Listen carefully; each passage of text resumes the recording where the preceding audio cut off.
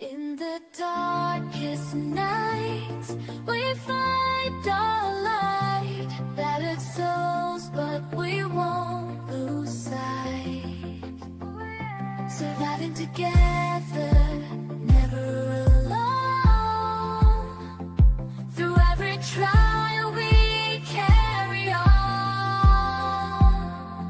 Surviving together, never alone. Through every trial, we carry on. Surviving together, we stand strong. United forever. Strength and courage will overcome. Oh, surviving together, victorious,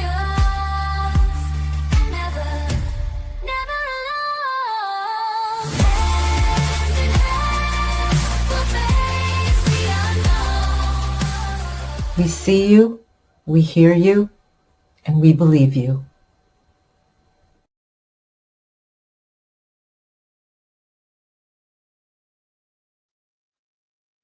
Hey, everyone. How you doing tonight?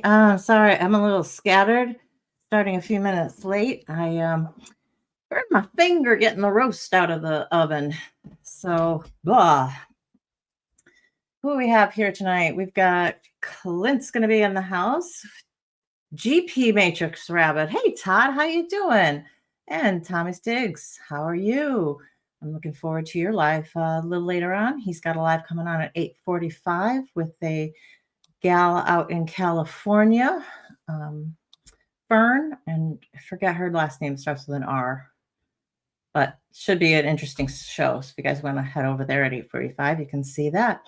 We got a great show for you tonight with a special guest here. We're going to be talking about trauma and addiction in men, and somebody who knows all about it. Has been through addiction himself, and he also has been a men's addiction counselor for years now.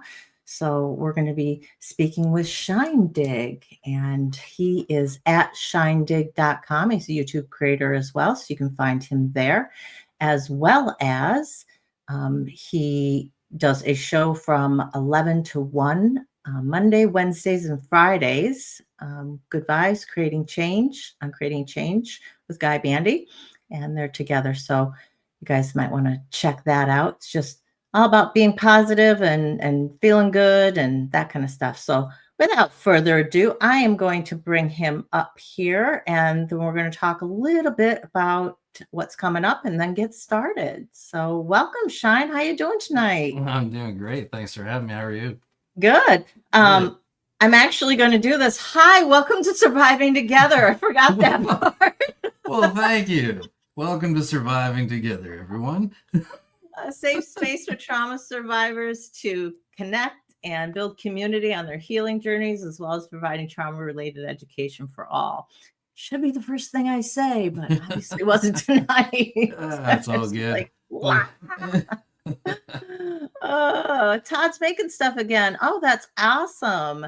So Matrix Rabbit, he does stuff in resin, artwork in resin, and he made this really cool skull for my son for his graduation that I ordered from him. It's really nice. Yeah. Nice. It's down in his room somewhere on one of the shelves. He really loves it. Fuzzy's Adventures and More. How are you? You're a new one for me, so welcome. If you have changed your name and you're somebody else who I know you by, let me know. Otherwise, welcome. I mean, people do that. They change their name and you're like, oh, I have no clue as to who you are. And they're like, well, I'm so-and-so. I'm like, I never would have got that. Yeah, the logo change always throws me off. I'm like, who is that? And then you read the name, you're like, I think I might know, but who knows? See, it's funny. You guys go by logos, and I know a lot of people who do. I always look at the names. Visual learner. Yeah.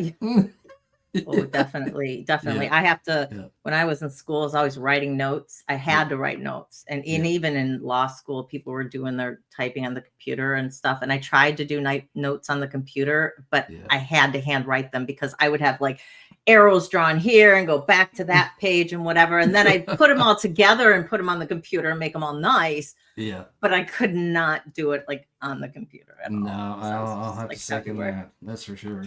I got like Yeah. 3 pieces of paper I got right here in my lap and a pen. So it's like, you know what I mean? Yeah. I know it's still, people Yeah. take their notes and people, I'm still doing the little notebook Yeah. thing, right? Yeah. Because it's just, it's how we learn too. I think it's part of it's the age.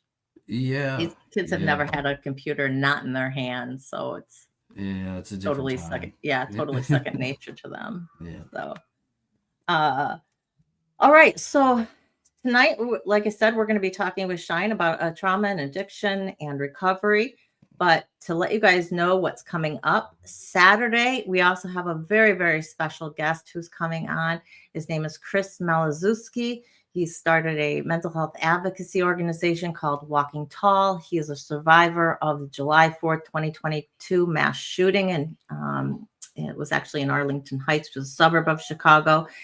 And he was the parade organizer. So, I mean, he Wow. was responsible for everybody there. And once the shooting began, getting everybody out. And so we're going to be talking to him about kind of what it meant to be in that, realizing that you had PTSD afterwards, and Mhm. trying to transition and work again, and his whole recovery. So That's a big one there for Yeah. sure.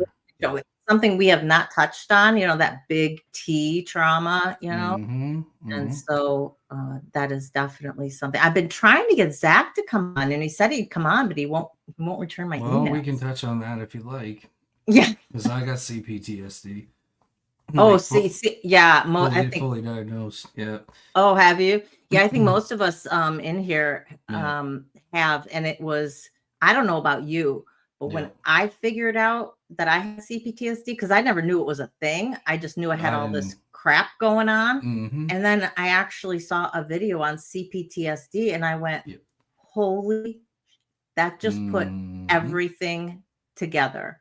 Yep. That's the depression. That's the, it's not that I'm just that I just became No. depressed at 25. No. It's just all this other stuff. So all the talk therapy in the world wasn't helping, because I wasn't dealing with, I was dealing with whatever's going on in my life right now, my marriage, all that kind of stuff. Yep. Not Yep. realizing about Yeah, that. with what's happening right now, not the accumulation of things that are now Yeah. this whole other thing, like we're happy to sad to anger to like even like at a certain point, like because at the same time that I was diagnosed with that was only due to a diagnosis after I got electrocuted in 2019. I had a brain injury, a TBI caused by that. Oh, So dang. things like wild things started happening, like the smell of coffee. Like I used to drink lots of coffee, but the smell of it now just like will instantly anger me. And like you just like go into a grocery store, loud noises, sounds, like all that stuff was just like, so that figuring that part out and being like, okay, there's something way off here. Like I was able to do this not long ago, and it's deteriorating quickly, right? Right. So getting ahead of that, I guess will tie into everything that I tell you later. So yeah. Well, and Yeah. TBI is just, Mm. they just mess up. I mean, it's complicated by exponential, because you've got brain Yeah. activity that's happening that Yeah. wouldn't even normally happen. Like, say for me, who's dealing with CPTSD, Mhm. you've got this other whole complicated layer that. Well, I remember like, I always like it's I have to do exercises and stuff to keep my memory is the way it is. But one thing that I still struggle with is time, like how much time has passed. Like for me, something will feel like 6 months ago. At the very beginning, my wife had to write everything on the calendar, and like no joke, she would write like, do X, Y, and Z. And I would stand in front of it and I would read that over and over and over again, and I would turn right and then instantly forget what I had just looked at. Isn't that And it was like crazy? this, it was almost like Groundhog Day. You know what I mean? It Yeah. was just like Yeah. constantly stuck in that loop. And fortunately, I met somebody that was able to help me kind of accept the fact that like things will never be quite the same, but it doesn't mean they can't be different or better. You know what I mean? The So- neuroplasticity of the brain is just incredible. I mean, our ability to rewire our brains ourselves Uh-huh. is Yep. Amazing. Yep. And we always say, right, people who, I would hear this all the time, people who are survivors of sexual assault, and just say, I just want to be who I used to be. I just don't want to be. And I'm like, you're never going No. to be that person. That doesn't mean you're not going to be mostly healed and be able to live a great life and be happy again and all that other stuff. But Yeah. you're never going to be that other person. Our experiences do continue to change us along the way. And they should, like, you know what I mean? If you're dealing with anything, like, change is part of life, and like you said, you can never go back, but you can go forward, and that's what, you know what I mean? Yep. Being here now, and like what I used to call it was becoming the 2.0, because you've already got this blueprint of stuff that you're like, I don't want anything to do with that anymore. You know what I Right. mean? Whatever it might be. Yep. So I have that now. At the very least, if I start doing the opposite of that, perhaps there's an opportunity here for growth and change that will Right. last. So it's kind of like simplified when I say it like that, but when you actually have a plan and you work the plan, which is very important, you can start to see that. It reminds me, like my grandfather. I remember he had a stroke in 1994, and he was a heavy smoker, heavy drinker. Mhm. And when we picked him up from the hospital, my dad kept offering him cigarettes. And after like the fourth or fifth one, he snapped at him and he goes, "What are you doing?" He's like, "I haven't smoked in my entire life." So it's just so interesting how he could just boom, that was gone. Yeah. And he became a lot more. I don't want to. I guess easier to get along with. Like he's an older school man, and even my grandmother said like that was one of the, as odd as it may be, best changes that happened in their Right. Blessing in relationship. disguise. Yeah, and so it's the brain is an interesting thing. It Oh my really gosh, is. it's the more I learn, the more I'm just totally fascinated, Mhm. and I do some lives, and I'll bring stuff in, and it's more from the science-based things, because the studies that are coming out and what they're learning, and and some of it's just really the science validating what we What we already already know knew. from the soft sciences, Yep. what we figured out, but now they've said, okay, yes, this is the Yep. piece of the brain that's doing it, or whatever. And Mhm. I think that it's great that we're having that validation, but not always necessary. Yeah, it pokes holes in a lot of things in a good way, I think, because like I don't know if you guys use the same thing in the States with the DSM for like all the Mhm. different. Okay, Yep. so like that's a big thing that's been being revised for the last few years up here, because Yeah. a lot of the things that they're like, well, these are behavioral problems, and like and they're finding out, no, they're not. They're actually due to like lack of structure or lack of, or trauma, or whatever you want to put on it. So Right. you know, Right. and unfortunately, like a whole generation of people have, you know what I mean, paid for that through different mechanisms, mostly being medicated, which is very unfortunate. Oh yeah, there's symptoms and effects of things. It's Hmm. like me being diagnosed as major depressive, right? And Yeah. so they just threw more and more drugs on it, because that's what I had. I Yep. mean, I was even going to be going in for shock therapy. I was, they've had some wonderful results with it, but it was an effect of Yep. something else. It Yeah. wasn't the cause. And CPTSD isn't even in the DSM. It's in the No. international version, but Hmm. it's not in the actual the DSM-5. So Nope. And so that's what makes it very difficult for a lot of veterans to actually get what they're due, in my personal opinion, mm, when they come back, because it's not diagnosed. Or it's not in the DSM, excuse me. So to get a diagnosis and for them to pay out to actually make sure that you're okay and you're covered, because I mean, some of these cases are so extreme that, like, if it, like I did that, you're causing somebody to like go, yep, yep. so with that, up here, like you're looking at, if it's swift, which it's typically not, 2.5 to 5 years. Wow. So what do you do for that 2.5 to 5 years? Well, that's usually where the coping strategies that are not so good come into play. Right, So exactly. yeah. And I know that they've been better with vets coming back, at least in the United States.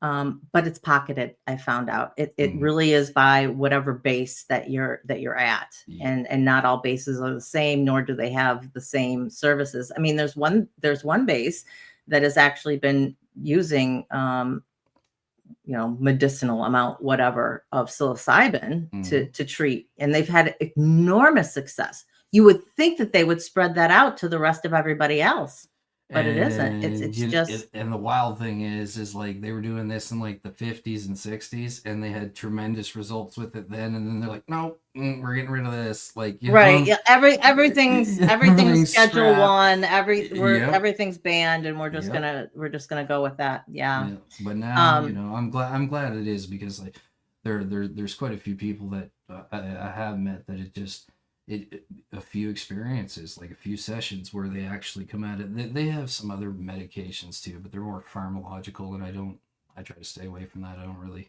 yeah.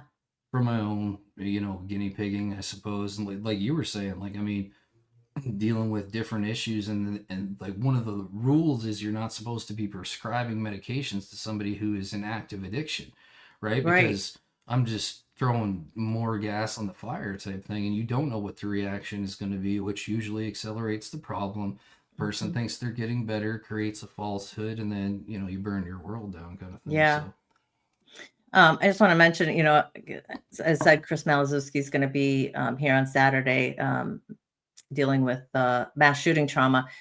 Tommy Stiggs just said his nephew was a student at FSU, which is Florida State University, and they just oh, had a shooting a couple months ago, and he was terrible. actually there for that shooting. So it that's what kind of kicked me in high gear again. I wanted to deal with these big T traumas, but then when the shooting at Florida State happened, I went, you know what, let's, and I knew of Chris, and his partner was actually a survivor, business partner is Right. actually a survivor of the Las Vegas mass shooting, which to Oh date my is still the goodness. largest in the United States. And Yeah. so they ended up connecting up and starting Walking Tall together. So that'll be a really interesting show. Yeah. Um, and then just to let you guys know, then rounding out May, we have next Wednesday, a week from today, we have Sammy Yarborough with, he's from After the Bars. That's at After the Bars. He's going to be joining us, and he's going to be talking about prison trauma. And a really interesting story, because he didn't really realize he had trauma until he got out. Mm-hmm. And it's, dealing with being out and realizing that you have all these triggers and things. So and talking to him and about his recovery, and he's had a lot of success with EMDR, and we can talk about that some more when we talk about recovery strategies. Sure. But Kim, hello. Thank you for joining us. Barbie is here. Geodry Gore. Her night meds are about to kick in because she's over in Ireland. So, but thanks for dropping by. I'm glad you were here. Nice. Brandon of Palm Beach is linked up through Shine's channel. Thank you for being Oh, here. And thank Polly you. Donuts is stopping by. Hey, hugs to you. Hugs to you. Rounding out our month, next Saturday, we're going to be talking about connecting with your inner child. So, Very that's good. going to be going back to that CPTSD thing, and Mhm. how we get disconnected from that, and how do we get back in contact with that person we were meant to be. And I've been thinking a lot about this because it's kind of what my book chapter is going to be about. Interesting. Getting Very started interesting. with writing that. I've had to write my bio, and we've got writing sessions that are going to be coming up here in a couple of weeks. So I'm really thinking about that. And how to tell my story and my recovery journey there. So, Cool. but That sounds tonight is very cool. all about addiction and recovery and the trauma, the underlying trauma from it. And Shine, so introduce yourself just real quick. I mean, who you are, where you are. I know you're up near Montreal, right? Yeah, I'm on the well, I live in the South Shore of Montreal, so just on the other side of the bridge from the city. I'm a father, a husband, musician, counselor. I worked as an electrician for 20 plus years in Oh, automation wow. I didn't know systems. that. Yeah, I still do that on the side sometimes, but it's not my favorite thing to do. So, Good skill to have.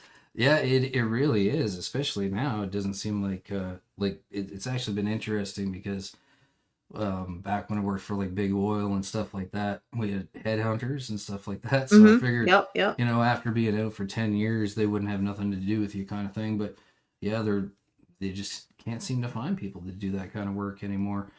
But that was ultimately what led to the injury that probably saved my life, if not most definitely saved my life, which was in 2019. I was running a crew, and the job was to, get this place up to safety. And I mean, it was a place where like I shouldn't have touched with a 10-foot pole. Everything inside me was like everything's wrong in this place. And I caught 600 volts, 100 amps across the chest, and it exited on my neck and out of this part of my head. So that was when actually all the years finally came into place of being like, okay, this makes sense, because I literally wasn't able to, like, my muscles didn't work. Speaking was very difficult. This part of my face didn't move. Oh, wow. And it was during the lockdown, which was super awesome. So, you know what I mean? It was in Yeah. this like rehabilitation center, but fortunately for me, it was caught fairly quickly, because with a brain injury, they say within 9 months, like they need to catch it, and with an electrocution, they're checking for other kind of stuff. Mm-hmm. Mm-hmm. One day this guy was helping me out, and I was just kind of like constantly, which I still do, like I rub my nose almost out of a habit, and it was just clear liquid, and it would come out of my ear as well. And his brother had ended up getting into a motorcycle accident, had a head injury, and it was hemorrhagic fluid that was coming out of his nose. So luckily for this guy, they ended up, saying, oh, Yeah. there's more here than meets the eye, which is why he's not bouncing back. Yeah. So yeah, but yeah, that put everything into. It took a while, honestly, but like all the stuff before that we'll end up talking about, you'll kind of see almost how you can connect the dots from one to the next to the next to the next to finally, all right. That's Isn't why I it say, amazing when you get to that stage and you mm-hmm, have something that all of a sudden you go, oh my God, that's why I do that. That's what yep, happened there. That's what, yep. And it was the that first time in clarity. my, yeah, it was the first time in my life where I, was working physically, like with physical therapists, but also, I had a medical doctor, a psychiatrist, on site, plus one that I was talking to from another place, because, with company involved accidents, of course, there's the legality of all of it. Yeah. Yeah. So like they had their people, and you're going and seeing them people, and like at the time everyone's like, oh, that's and I even agreed. I was like, this is ridiculous, like seeing the same person like 6 7 times. And I mean, this is taking like 9 months, and you're trying to make it, like I said, you're trying to make it from point A to point B, and you're not being paid while this is happening, right? Right. Right. So yeah, everything was able to slow down enough where I could look at things and be like, yeah, this is not what I want to do anymore. Like I just don't want to do this anymore. Not Right. the way I've been doing it, now that I see Right. it, Right. right? So yeah, Amazing. yeah, The chat just lit up. We have Crystal M is here in the house, and she is in Canada. yeah. She's either in Alberta or right across the border in Saskatchewan. I'm not sure. I can't remember which. But we have Barbie's originally from Newfoundland, and she's in Ontario now. And Kim Nice. is original from she's in Nova Scotia. Well, So I'm originally we from Prince Edward Island, so Maritimers combined. Yeah, so we definitely yeah. Crystal says yeah, she's got I want to say Saskatoon because I know that's a city. And Saskatchewan. she goes Yeah, to it quite often. So it's Saskatchewan. yeah. Yes, she's there. Um, Saskatchewan. Yeah. Janet's not here, but she's in Alberta. She's moving to British Columbia. Right So, on. Nice. and that's actually British Columbia. And Vancouver is where my book launch was moved to. Very cool. Yeah, so I'm When gonna are be you there. doing it? When is that happening? November, beginning of November. Yeah, Right, first week of nice. November. So I'm looking forward to that. Very cool. So we'll start us off. Shine, tell us a little bit about growing up and kind of, lead us through what Yeah. up to your addiction, what kind of happened. So, I grew up in the kind of, my mom was from what you would literally describe as dirt poor. So, 4 walls and a roof, but dirt floor, which is like, where that term comes from. And she had been through tons of abuse herself, which I come to find out later in life, because when you're young, you're just trying to figure it out, right? Right. But she ended up meeting my father, who is a heir to a large part of Prince Edward Island for like land and farming and stuff like that. So it was kind of the two side of the tracks combining. Yeah. Unfortunately, both my grandparents or grandfathers had known each other, and they were moonshiners. So that was just something that they had all like, drinking was always something that was around.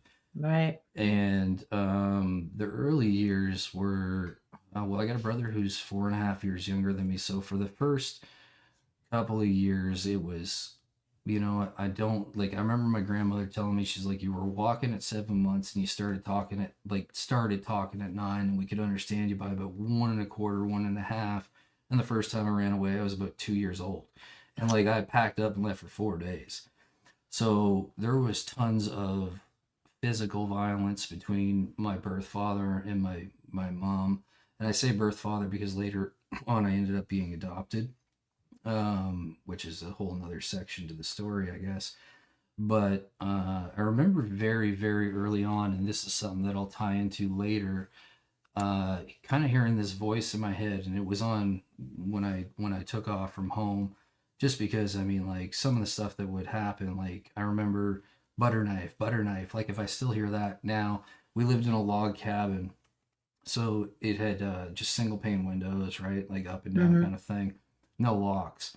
And the reason my mom would yell butter knife is because like you have to jam a butter knife between the two panes so you couldn't open the window, where my dad or whoever was around would come through the window and just be looking for alcohol, or putting, I hate saying this, but looking to put the boots to somebody, right? Yeah. So growing up in that, I kind of figured out pretty quick that I don't want to be here, and this is not something I want to have anything to do with. Now, my grandparents on my father's side were very good to me, and we all lived on the same road, so I could go down there like once in a while. But the return home, I really don't remember. Like, there was not really any oversight at all. Again, my mom was very young when she had me. Like, she had me at 18, and my father Mm-hmm. was around the same age. So young kids having kids is kind Yeah. of like one of the things I say. And so I witnessed a lot of that. Also, my father was, I don't know, like, I mean, I don't want to put a term on it, but he was very good at getting what he wanted, and he was very good at using me to do certain things. Like, I remember going through a session afterwards, after I got in that accident I mentioned before, and understanding that at about 5 years old was the first time I helped my father commit a robbery, right? Mm-hmm. Just because of, like, you don't understand what's happening. Again, at the time it's like, well, we're going and getting this stuff, but yeah, later you figure out you gave him so much alcohol that the guy passes out, and then you take all the stuff and you're a participant in that. That kind of changed when my brother was born. It went from me being alone and Mm-hmm. figuring stuff out to now I got somebody I gotta look out for. That was the shift. And um I remember the day they brought him home. Like, it's kind of an interesting metaphor, but I remember like looking at him, my mom putting him on the couch, and I was staring down at him, and he didn't have a diaper on, and I was just like looking at, being amazed at having a younger brother. And the first thing he does is he just lets, you know Oh, what of I mean, course. Yeah. all All over me. over And the I'm like, place. this is gonna, yeah, this is foreshadowing, right? So, yeah, so that went on for a long time, and then around it was shortly after 5, between 5 and 6 years old, it came to a head where it was like they need to be separated, or one of them's going to kill the other one, as far as my parents were concerned. So at that point, there was a lot of being switched from homes to homes until like they kind of got it figured out, and then my mom ended up getting us back at 8, and we moved to Moncton, New Brunswick. But at that point, like, there had been a lot of, this is where a lot of things ended up happening, where like we were talking about the dreams and stuff before. Like, there was this one time where we were staying in a motel, and my mom was seeing this guy, and they had broken up. She had started seeing this new fellow who later became my stepfather, And I remember waking up in the middle of the night. I would have been probably like 5 and a half, so my brother would have been one and change. And he had already gotten my brother, so he came through the back window and he took him and he put him in a pickup truck, in the back of a pickup truck. And then I remember he was coming back through the window when I woke up, and we used to have these little hockey sticks, those little plastic hockey sticks. Yep. And I just remember catching him right in the nose with one of them and just whacking him. And luckily the timing was perfect, where my mom and this, again, his name was Rob, just to say it easier, my stepfather, ended up showing up at the perfect kind of time, and Wow. you know, dealing with that. So there was always kind of like this thing in the background of, you're on your own, and these bars that we're going to set are just going to keep going higher and higher and higher, and every time that you hit them, we're just going to maximize them a little bit more. So that combined with just like wanting to grow up as fast as I possibly could to get away from there. So Yeah. I did do fairly well in school, which was something that helped me out to get, you know, decent jobs and stuff like that, and move around. And what ended up happening, which is very ironic, is the fellow who ended up raising me, who I consider my actual father, right? Which is Rob, the guy I just mentioned. He was very hardcore against like drugs and booze and like the, you know, that whole kind of thing. Like you didn't even think about it because you knew what would happen, right? And he didn't have to put a hand on you. He was just kind of a very intimidating man, but like he handled himself with respect. He was very smart, which later I'd come to learn a whole bunch about him. And then eventually I ended up getting my trade certification to do automation and electrical work once I finished school. But this went on, like, when I say the bar kept getting raised, it was stuff like, you know, at like 14 years old, 15, I was working full time. I was playing senior level football, right? And I was paying rent to live at home. There was no kind of like, it was almost like it's everybody for themselves, but really it was me for myself, like me to do the work, and then everybody else to kind of lean back, I guess is the way that I would say it. You know what I mean? And then that drove that work ethic that I seen in him, because he was a workaholic and he literally worked himself, you know, into a very bad state. Your stepfather? Yeah, very, very bad. Like 35, he's having knee replacements. Like, I mean, he wasn't coming home. Like, he worked 45 minutes from home, but he wasn't coming home. He would like literally like take a power nap and, you know, the cot in the maintenance room, and then just get up and work himself to death for this company, right? So, you know, that's what I understood that, you know, a man's supposed to do. So that's what you do. And once I got enough money to get out on my own and I started working in the electrical field, I ended up moving to Alberta because that was, you know, where everybody wanted to go. That's where the money was. And you couldn't really survive at home. I was living in Moncton, New Brunswick at the time. It was costing me $100 a week just to go to work as an apprentice, right? So you had to make a move. So I went out there and I started working and kind of climb my way up, and to the point where I was running multi-million-dollar jobs for, I won't name the company, but they're a big international company. And I remember one day, this guy who like everybody feared. There's always this like kind of guy in the trades who's like, uh-oh, this guy's coming down. We're going to get it, right? So I was running the crew for a couple of months at this time, and it was very high stress because like the turnover rate at that time was, if somebody paid you $1 more here, then they jump ship and you just put 6 months into them, right? So now you're back to square one and you're picking up the slack.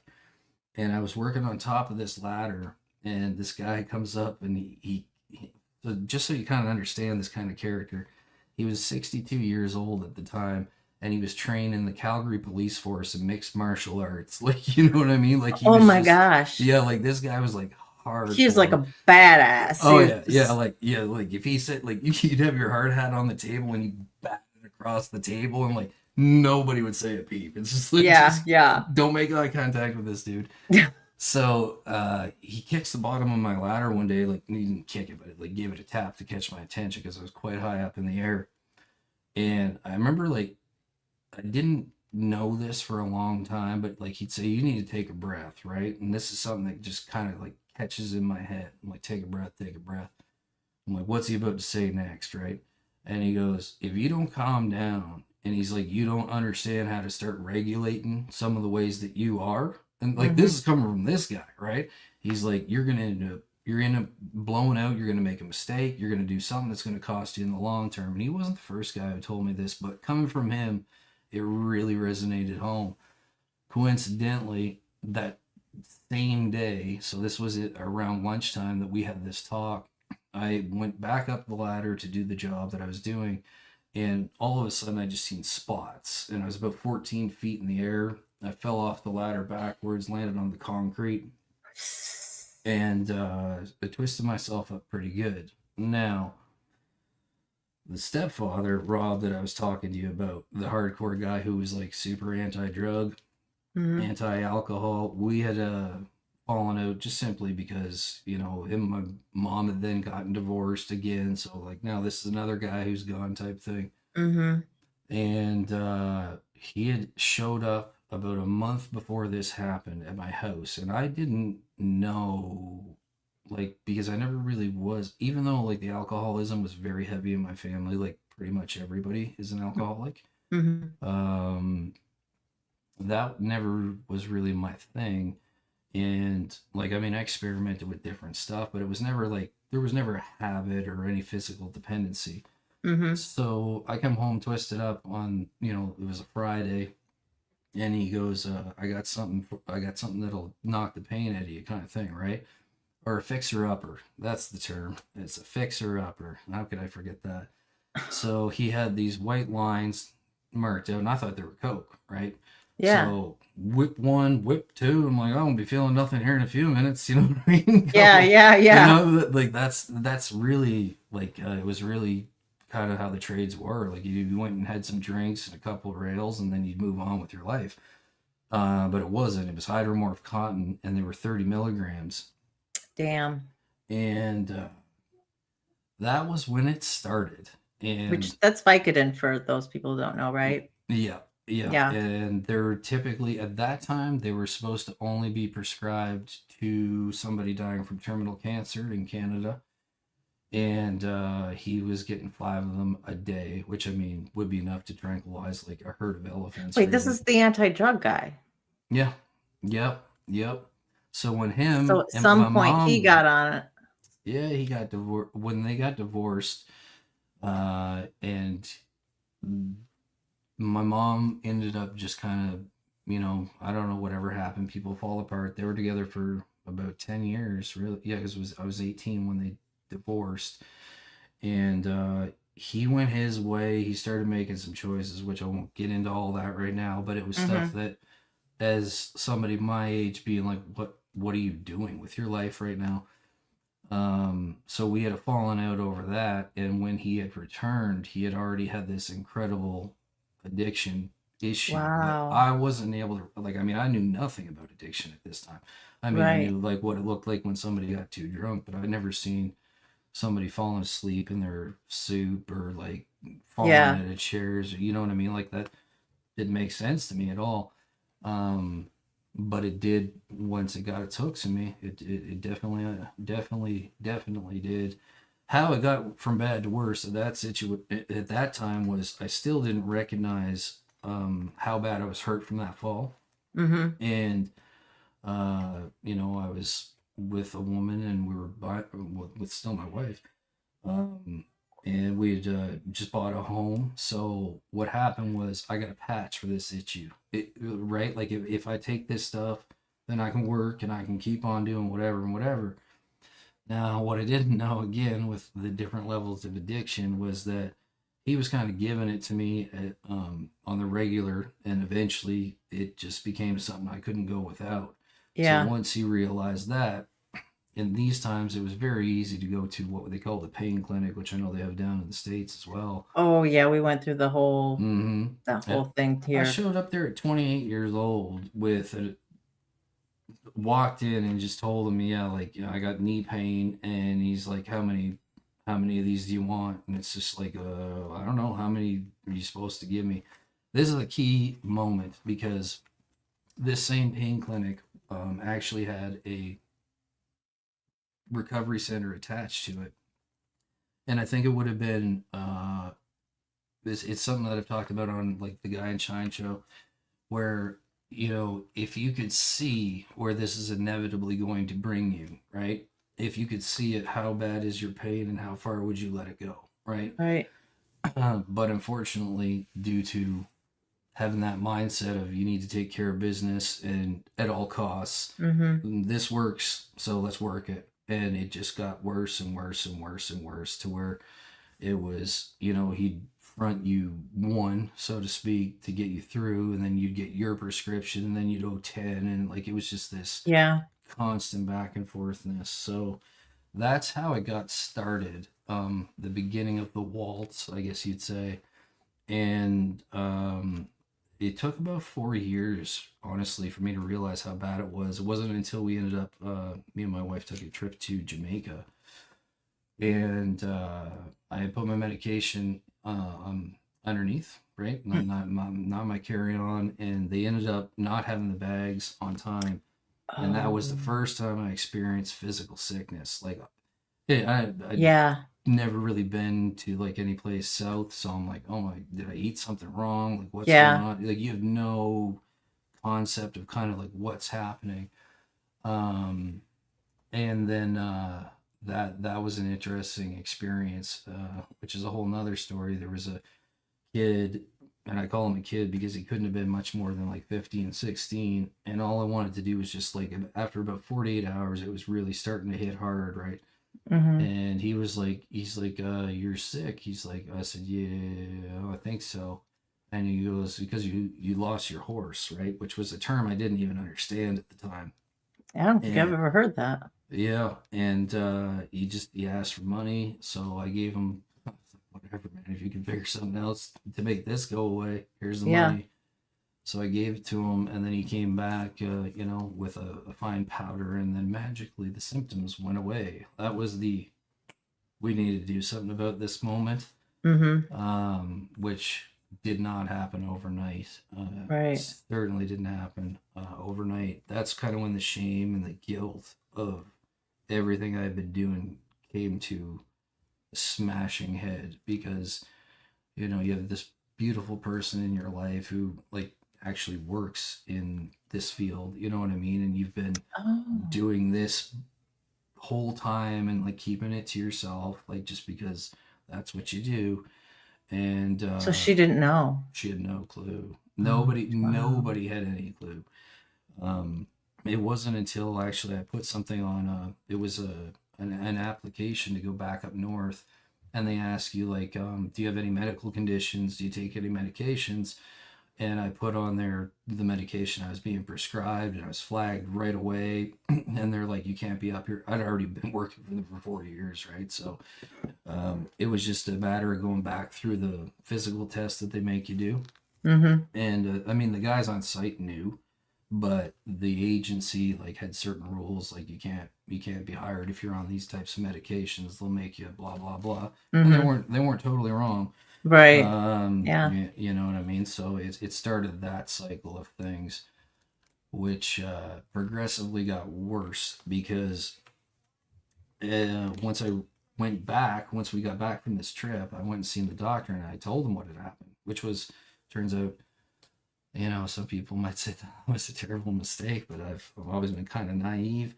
And I told them, this is what happened. And then like, as soon as you mentioned the word addiction back then, it was like, whoop, like cut this dose, like we're cutting your dose right away. So they cut it in half. And then like the plan was to like take me off this stuff I've been on for now about 5 years Yeah. in 30 days, which is not something you can do. Wow. Which then turned me out to the street, right? Yeah. And finding that, and then going down that hole, and it got bad real quick at that point, because I still had kind of my name, and I was still doing my work. I was functioning, but I couldn't function without the physical dependency. And I remember sitting down one time filling out a sheet when I actually ended up getting a treatment about 2 years after this. And they were like, how much time and how much money do you spend on, searching for narcotics or doing whatever it is you're doing? And at 24 hours a day, I'm like, well, I'm working 10 and I'm spending the other 10 just to make sure I can get through the next day. So that's leaving me 4 hours a day of just sleep and eat, if that's in the equation, which it usually wasn't. Kind of So, puts things into perspective a little bit. yeah, it does. The biggest deceit I found of all of it was that while it was happening, there was always a way to justify. It was like you had this internal voice Mm-hmm. being like, "Yeah, it's just gonna be," and then whatever, we're gonna work on it later. And at the time, I mean, we're going back now. You know, 33 was like when I finally got through treatment. So I'm 42 now, and there were still a few hiccups after that, right?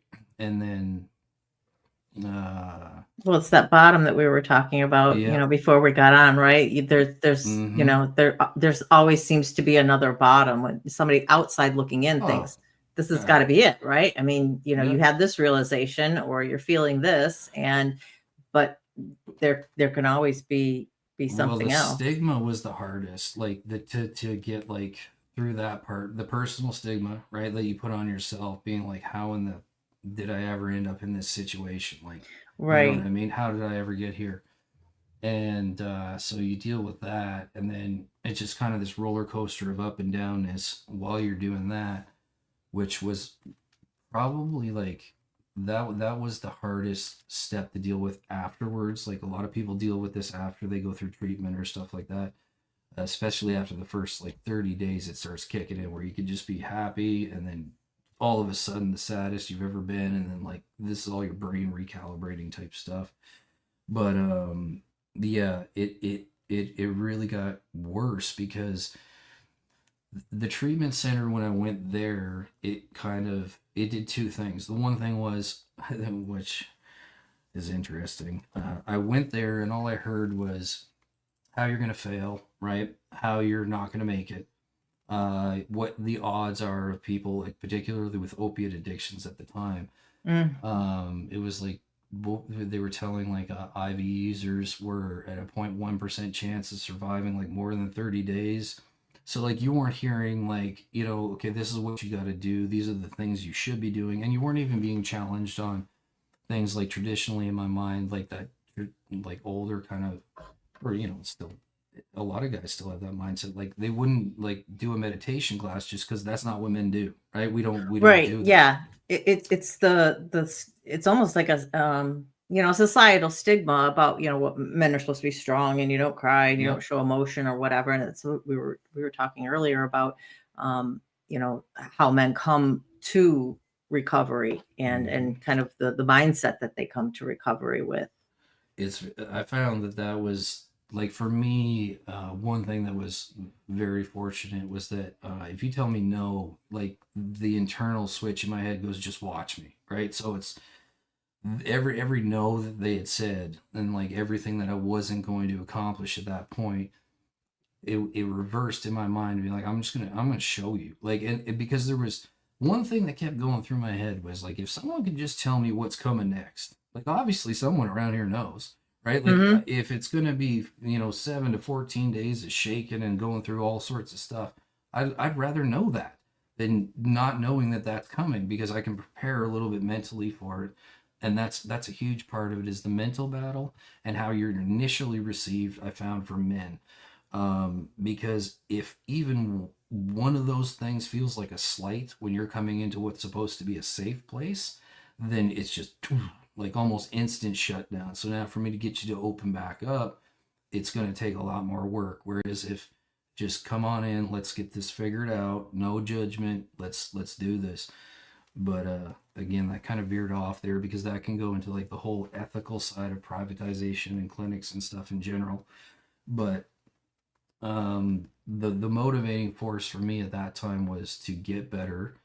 And I didn't realize that after, because when I came out I felt strong. I went through treatment, I came out, I put the weight back on, I was prepared to go back to things. But it was a primarily well, actually it was entirely female as far as therapists and counselors went. Now, I'm talking about the specific place I went to. I'm not trying to generalize, but where I went to, there was an air of there's just certain things that as a man, you're not, don't bring this up because it's going to make it harder for your stay. Now, later on, I figured out kind of the business model strategy behind this, but it was very difficult. Like, so Yeah. you'd come in and sit down, and like, I mean, I'd never been to therapy before, right? Like, I Right. had seen it Yeah. on TV. I'm like, I guess lay down on a couch and you ask some Well, questions, yeah, exactly. right?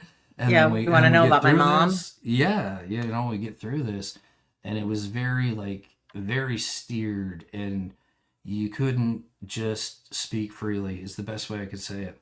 So that was the second switch that kind of went off in my head, which was, okay, if I can somehow make it through this, okay, and keep with me this experience, which I'll absolutely never forget because I'm supposed to be able to be getting better here. There was one woman who was incredibly helpful, and she was actually a recovering alcoholic. She had 25 years of sobriety, and she was the main woman who ended up giving me the most help. She ran the meditation classes, and you know, she kind of like, you know, own beacon kind of on me as soon as I got there, and she's like, "You should come to meditation class." I'm like, "I'll be in the weight room." Yeah. Just like, you know, Exactly. Meditation. What are you talking about? yeah, exactly. And she's like, I know, just give it a try and stuff. And I remember when I finally went in and did it and just sat with my thoughts because I had no idea what it was. I just knew Yeah. the term and I'm like, I don't like that without any more thought. And when she really kind of like, you could feel that this person had been through this before, or at least, and I don't think like, because that's an argument a lot of people have. They're like, oh, I think that, you know, it's easier to work with someone who's been through it. It's easier to be with somebody who's not been through it, who's just straight clinical. I think that like the combination of the both is what's incredibly important because there's information to learn from both sides. And a lot of that barrier system came up from the ideology and psychology period where you have to keep this boundary. So the personalization or speaking to you like we're speaking right now is Mhm. more like, and how does that make you feel? Oh my gosh, yes. I remember this from years of therapy, talk therapy. It was just Mm-hmm. like, I'm not going to give you the answer. I'm going to guide you there and you're going to figure out the answer. And I remember seriously being in therapy one time and going, "Can you just fucking give me some guidance?" My Mm-hmm. language, everybody, but can you just give me You're some good. guidance here Yeah. because I'm lost and I'm not obviously following the roadmap that you think that I should find. Can you just, Mm-hmm. Yep. Yep. just give me something? S- And Or yeah, live, it or, was you it was a know, whole what yeah. do I avenue of It's like a therapy. trajectory that they like kind of like point you down, which is very open ended and ineffective in my personal opinion. What worked much better was before I ended up going to treatment, I just kind of had one of those moments where you kind of like feel like you're going to totally lose it. And luckily, there was a crisis center in the area I was living in, and I just happened to pull in. I walked right in, and it was like the guy at the front desk. I'm like, I got to talk to somebody about something. He's like, no one's available. I'm like, I need to talk to somebody about something. And he got up, and he was like the receptionist, I think, at the time. And we went into the room, and I just started going. And that was one of the first keys I learned. He didn't say nothing for an hour.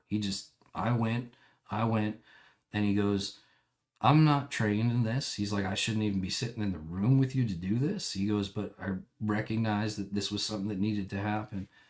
And he goes, you know that you're answering most of the issues that you have the solutions. You're just not slowing down enough to be able to process. These are the solutions and these are the steps you need to start taking. And it reminds me of that saying, you were given two of these and one of these for a reason, right? Mm-hmm. And that is like, that was one of the most effective things for me later when I came back. And I ended up coming back to work at the exact same treatment center that I went to for my treatment, and worked there and kind of did what I did there for quite a few years. So it was an interesting turnabout because almost all the same staff was still there. And in my mind, I kind of had it like, after them saying like, oh, nobody makes it, nobody gets blah blah blah, let alone like comes back to like work in the field. I thought like it'd be kind of like, Well, that's in real neutral assuring. ground. That really makes you want to work Yeah, towards a goal, right? yeah. I mean, It's I got a interesting way of doing things, but it was more like to show them that like what you're saying here is it's not right. Like you can't you're gonna get more with honey than with the other thing. You know what I say? It's, absolutely. yeah. Yeah, let's give you the stats on how many of you won't make it Mm-hmm. versus like, Yeah. what's the potential if you do make it, if you do work at it, what's on the other side and seeing what life is like. And, you know, I don't know if you found this, whether personally or just with your clients, that having somebody actually tell you there is another side to this. Mm-hmm. You can get better.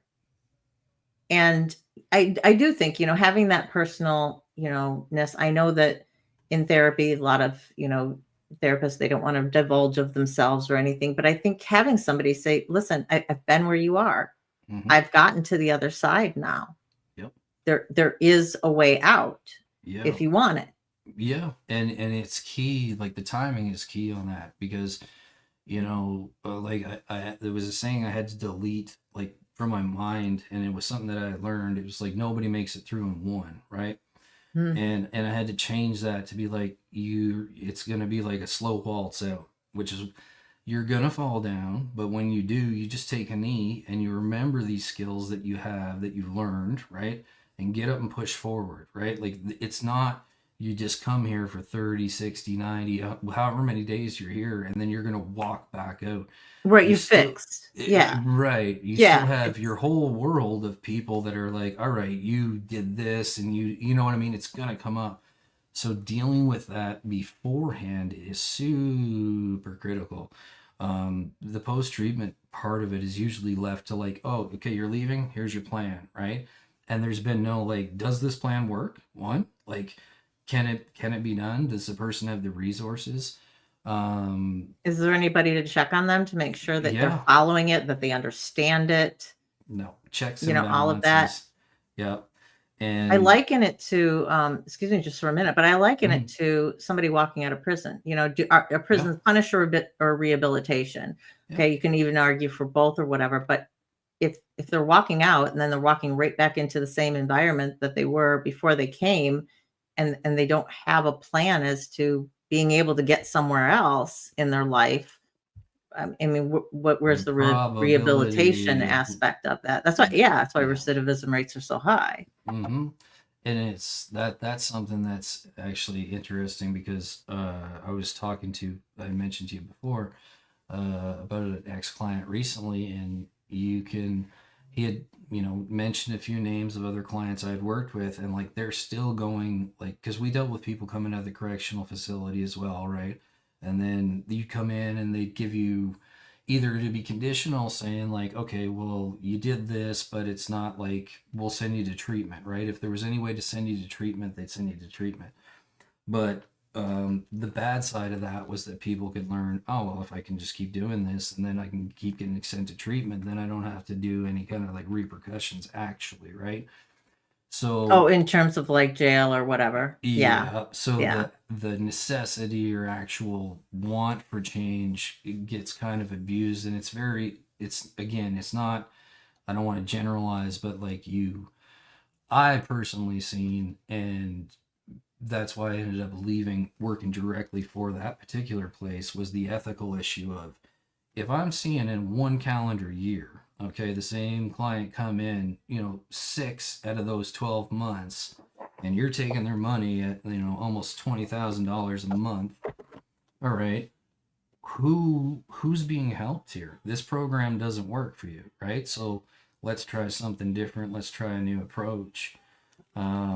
But the response that I was given quite coyly was that there's not enough centers, so we can pretty much do what we want, right?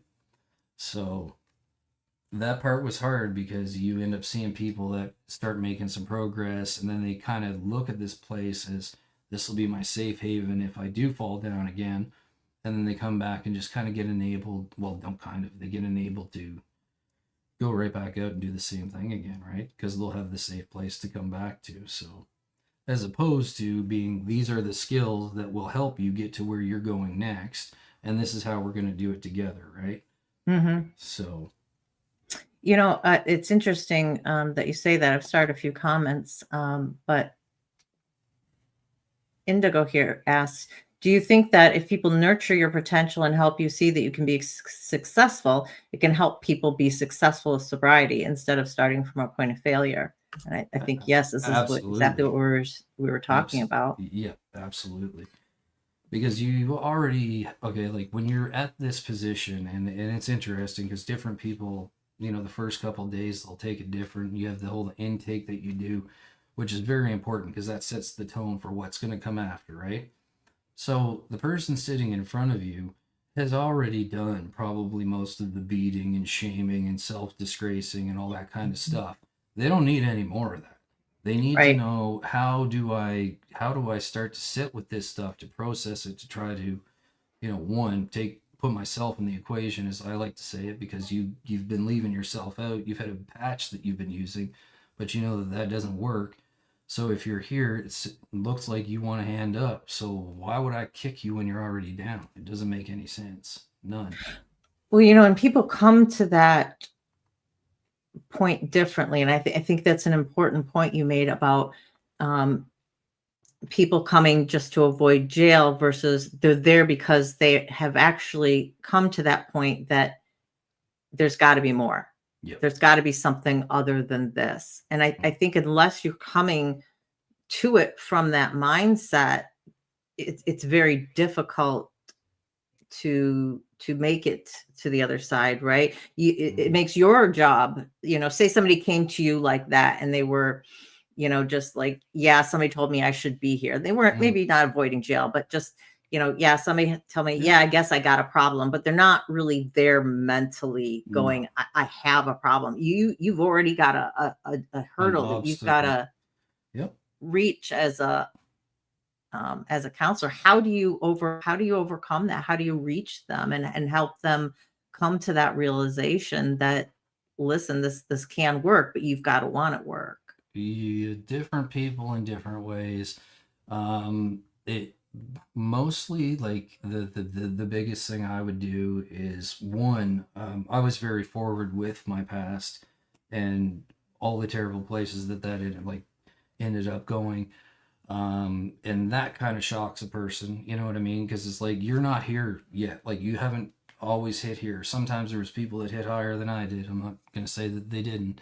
But for the most part, most people would be like, holy smokes, like, okay, this is maybe something I should change. However, there are the people that right out of the gate, they're just here because they're appeasing their father or their company or whoever they're there for, and they got to do their 30 mandates, and they're usually some of the greatest participants, but their follow through is not, you know what I mean? Like, they don't have a good follow through, which has really changed in the last, like, I'd say 10 years or so.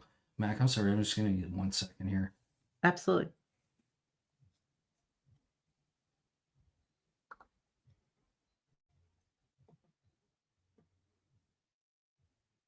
I'm going up here. I started a few of your comments here.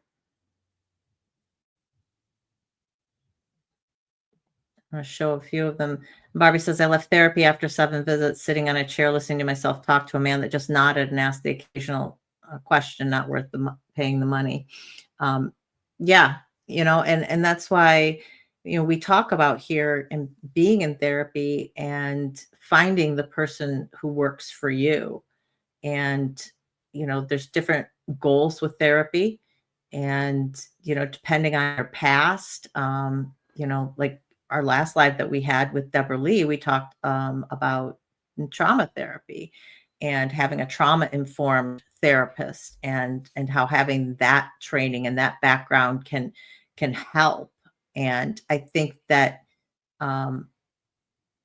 I don't know if that's something that you've gone through training wise, Shine, but you certainly have the experience of it that you can pull on, and I think that you know.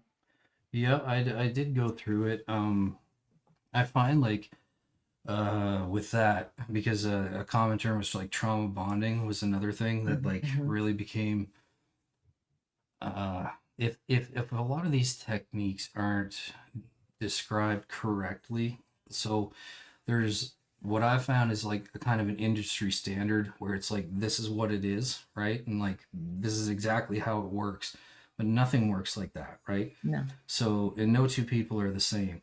So, how I'm going to apply that to you or to say somebody else is probably going to be a different technique. And I'm going to Mhm. learn that through observing you and kind of how you work and what kind of personality type you are. And then from there, we can start to get to some things. And I can help you understand why you've made some of these decisions, right? Mhm. And these are very, very easy things to do that often get bypassed in this step. Like there's no in fact, a lot of the rules are for the first 14 days, there's no communication with the family allowed. So if I have you for 30 days and I can't get background information on you, and then we're starting on the back 15, what's happened? Because I mean, to be completely frank, you're not going to, in 14 days, accept all that you've done, accept all the things that you need to do, right? And Right. then on top of it, like you're going to go back into the world. Like I said, where we were was a very like nice private kind of place with all the amenities you'd want. But I said the other side of that yellow line is real life. So when you leave here, like that just turns right back on. Yeah. And this was where like a lot of people fall fast. Like the 48-hour rule, that was one of the most shocking things that I seen, because for myself it didn't go that way. When I left, and I had no intention on going back to any of that kind of stuff. Now, what Um, was the 48-hour rule? 48 hours was 48 hours outside without having a proper post treatment plan, which was rarely done because it was left to like the 28th, 29th day. Like, my opinion was that should have been started almost day one, too, because you got to Yeah. start figuring out your life, what to plug in, what you're going to change, what you can do, what's real. And then me, I should be able to verify this and like, okay, yeah, this is how it works. Like, SMART goals, if you're familiar with those, like that's Yep. Yep. right. So Yep. specific, what is it? Specific, Measure, measurable, measurable, accessible, attainable, or realistic, something and like that. timely. Yeah. Yeah. Yeah. So we'd go through all that, and like, it's real easy to just fill in every time slot, but it's like you can't, like, you got to sleep in here and you got to work in here. So like, it's great that you say you're going to go to these meetings and you're going to do, but this isn't realistic. Right. So the 48-hour rule would be you get home, right? And whether it would be relationships were big ones, big, big, big boomers, because if it was somebody's first time going through treatment, usually it's been a few years that the partner's been dealing with the behavioral issues.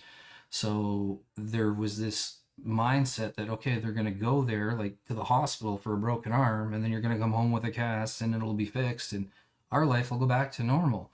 Well, Oh, the people on the outside, their expectations of yep, the yep, person coming out. yep. Yeah. And then the person still not having the skills entirely, because no matter how much we want to talk about triggers and stuff like that, we can work on that. We can plan as much as we can on the things you'll tell me. But one of the things I'd say, like in the very first session, because I would do group sessions with men and women as well, and do meditation, but specifically then I created a men's group when I was there, which then created a woman's group. Another therapist, a female therapist, was doing that. And that was really where we started to get to the guts of it, because inside of the center, like even with other clients that would be there, right? Because it was a co-ed facility. Mm-hmm. So there was this one particular incident, and like there was a woman, which is, this happens. A lot of things happen in these kind of centers. People are going through all sorts of emotions and stuff. But she was, and I heard her with my own ears, like, and I won't quote what she said, but it was like very graphic stuff to this older guy that I was working with. And I was like, did she just say that? And he's like, oh, well, she said, yeah, blah, blah, blah. So then, you know, they had this little smoke shack where the guys and women would be around and they'd be sitting there smoking. And I started overhearing the same name again and again and again. So I go to the other counselor that was working with her and I said, like, I don't know. Like, I mean, if this is happening, but for me, like, if I hear the similar kind of traits happening over and over again, like, there's a Right. pretty high probability this is happening. And the guy that was dealing with her or was counseling her, he didn't document any of this stuff. I left for the weekend, and again, a lot of these guys were there. Two of them in particular were there, like potentially going to lose their children and go to jail, right? So like the two like coupled together kind of thing Mm-hmm. if they didn't complete the program. So enough buttons got pushed where this one guy, he snapped back at her after one of her comments. No questions asked. Police called. This guy gets arrested, taken away. Now we hold a group after, and I asked the question. I said, "We've been talking because abuse is an interesting word, all right? When you're talking with men about abuse, and we'd be in a room, and I'd be like, all right, we're going to talk about abuse. So what's abuse to you, right?" And they could name it all out. They could give you specific incidences of like how they'd been abused, maybe how they had done, you know, some of the abusing themselves. But then when this was like actually happening, this went on for about like a 15-day period. I said, none of you opened your mouth and said nothing. And Mm-hmm. now somebody's paying for this. Why? Like, why is this happening? Mm-hmm. So then getting to that was like you kind of get like all sorts of different answers on it. And they're like, well, we didn't want to get anyone in trouble. Well, we didn't want to blah, blah, blah. And we didn't want to, you know, well, you didn't want to be emasculated. Like you didn't, like, I don't know. It was a hard thing to swallow at that point because sometimes you hit it or you don't hit it at all. Like it can seem like everything is going exactly the way it's supposed to and the things are clicking into place. But the best thing was just having somebody start like, what's going on? Like, how are you feeling? What are you doing? What are you prepared for? What are you scared for? Mm-hmm. And once one gets going, then the next one would chain off. And then the next guy would chain off. So then now what you got is a generator. All right, so now these are the things that we're worried about.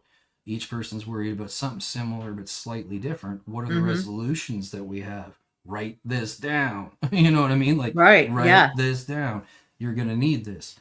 And that was when I started to see kind of the personal change in myself where I was able to take my past, my present, what I learned in school, and kind of make it, you know, like all together like that. And really start honing in on if I can make this a safe spot and if there's others around, which was interesting because you're taught it's the other way around, right? Like when you're taking your courses, it's like the one-on-one is the most personal. You're going to get the most information. I didn't find that to be not very often true. I wonder if men's groups, if you know, just because there is kind of this expectation of, you know, anti-therapy, or not expectation, but you know, an idea of anti-therapy, and you don't Mhm. talk about your feelings and things like that, that if it's easier for them in a group setting for men being around others and kind of, you know, once somebody opens up, even if it's just a crack, it's Yep. a little easier for someone else to admit, oh, okay, I'm not this stoic, I don't have it all together type of thing, Yeah. and they feed off of each other a little bit more that way. They certainly in what I experienced personally, like doing it clinically, and then the program I ran after myself, and that I still run. Yes, I find that to be the case because the interesting thing is you're getting different generations in a room, but Hmm. you're just hearing different wording for the same kind of thing, right? Hmm. And then, you know, maybe you have a guy who's in his 20s or 30s or something, and this guy's 60 some years old being like, I wish I had known, you know, what I know now. And you'll see different things click, but them also open up more about the what I call like the root of the problem. It's like, I don't want to tear the top of the weed off. I need to get to the roots to this. And that's what Exactly. Yeah. we need to work on that, right? So you know, typically those groups were like an hour long, but we'd easily go 2.5, 3. Didn't matter to me. I was there, like, you know, I just worked 3 days in a row anyway. Right. So we'd just keep going. And then the bonding aspect was very important. So, like, sometimes it wouldn't be just like, you know, we're sitting in the room or whatever you want to call it, and we're doing like a group session. Let's go down to the wharf or the beach and like just hang out as regular humans. Like, get back associated with what it's like to be in touch with things and to talk to different people, because a lot of times, like, when you get to this point, you've cut almost everything off, right? Like, you're not really talking to people. If you are talking to them and you ended up where I worked, there likely was a lot of uphill work you were going to have to do. And part of that, like, I mean, everybody knows, but it's how do I do that work, right? And then Right. also, if, and it most likely is mental health and trauma related, you don't need to forgive everybody. What we need to be doing here is identifying who is good for you and who is bad, because 80% Yeah, of who you are, that's your environment. exactly. So if you put yourself back in there, your probability is it's going to go down, right? We Um, always say here, understanding yourself is first and foremost, because you have to do that in order to set your boundaries. You don't know where your boundaries should be if you don't have a sense of who you are and what real support looks like. And I think that's why, you building that connection and between yourselves and between each other is let's is see. so critical. I can hear you just fine. Yeah, I So think so too. Are we good? no, that's a little louder, but yeah, I could hear you I touched before. up by So mistake. Sorry. Yeah. All right, let's um crank it right up and drown you out, Mac. Hey? there you go. Just kidding. Because and that's why, channels such as mine and Jimena and even yours, and your show with creating change, the Guy and Shine show, Yep. having a place for people to connect as Mhm. people and build community and build support, and having people there who, yeah, they're not your therapist. I'm not a licensed therapist. I'm just somebody who's been there and has read a lot, right? Yep. And but that can be just as helpful as just knowing, that they get it. 100%. Like, a lot of the people that would come in, like, you know, we'd have this one woman, she did yoga, but like she would do hot yoga, regular yoga, but she'd also do stories. You know what I mean? Like, so while I've never really seen anything like it. So she's like telling a story about something while you're That's doing like a interesting. 45-minute session. And by the end of it, like, people would be coming out crying and like laughing, and like something would click in their mind. And I got talking to her one day. I'm like, what are you doing in that fancy room? Yeah. Right? What's going on in there? Yeah, I and thought people were just going in for yoga. yeah, and she was reading, like, she had like these different like meditations that she had hand wrote, but like they would be like tied to a story. So like while you're doing your stretches and like winding down, she's Interesting. starting I've to never take you heard of on a anything of it it that. is incredibly cool stuff. One thing that was great about there was I got to have a lot of like a lot of leeway as far as what I got to try and work with different people and Mhm. change approaches. But that also ruffled a lot of the traditional people that were there. What was Mhm. interesting was a lot of doctors, because this place is located very close to the New York border. So we'd have doctors coming up from the States trying to learn about addiction and like addiction medicine.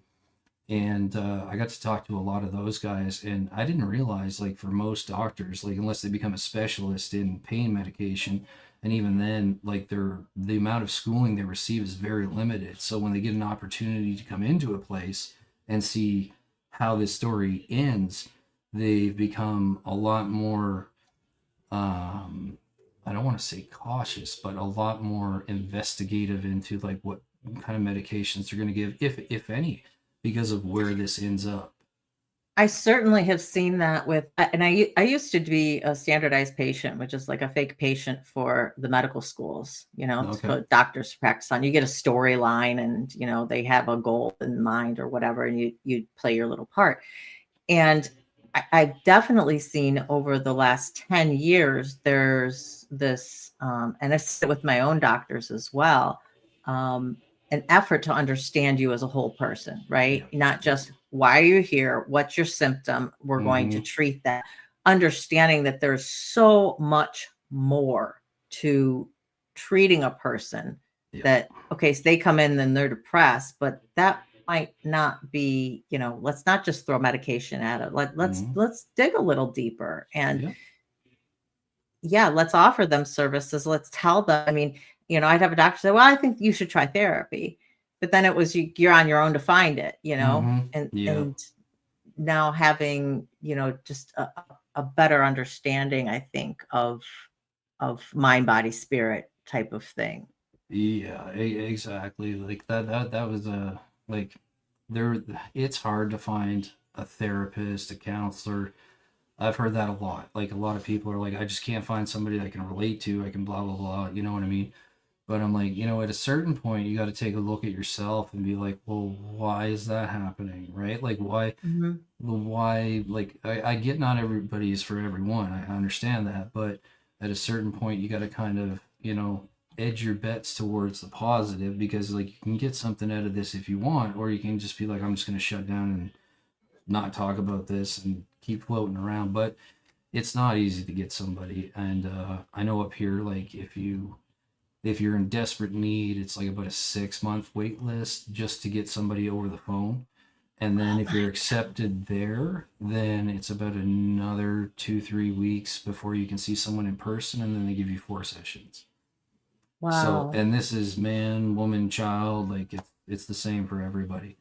So again, the one thing that, like, being in intensive in care therapy, you get to kind of work on it more, but it's as much as you want to work on it. The biggest part I found was like really helping people understand the after effects. Like, this is you're not like this is step one out of like multiple stages, and everybody's gonna have a different amount of stages. Like I said, think about how long it took you to get here. All right, Oh even if it yeah. takes half that time to get, like, you know what I mean, kind of where you're at, you're doing good in my book.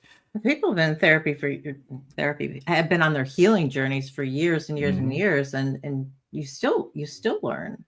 Yep, of course. There's always something to learn if you're willing to keep yourself open. The only real unfortunate part was like seeing like what we were talking about before with like sometimes people that end up getting into that unfortunate system of rehabilitation as far as further addiction and their trauma, and then they're also now a criminal because of some of the things that they've done. So the setup is it's not easy. I mean, you take somebody at 30 years old that, buys, like I was saying earlier, you get your script cut and you get caught buying a couple of pills off the street. At the time in Alberta, if you got caught with 3 pills on the street, it was considered a manslaughter charge. So, Holy crap. yep, yep. That's just if you were caught like with them on your person, like you were going to take them, not even trying to disperse them. That's what the deal Damn. was. Yeah. So now you've got that, and your options are limited. So what are you going to likely end up doing, right? Reverting. Most people revert to those old habits. They'll get maybe 3-6 months in, but then you got to make money. You got to survive, right? You got to.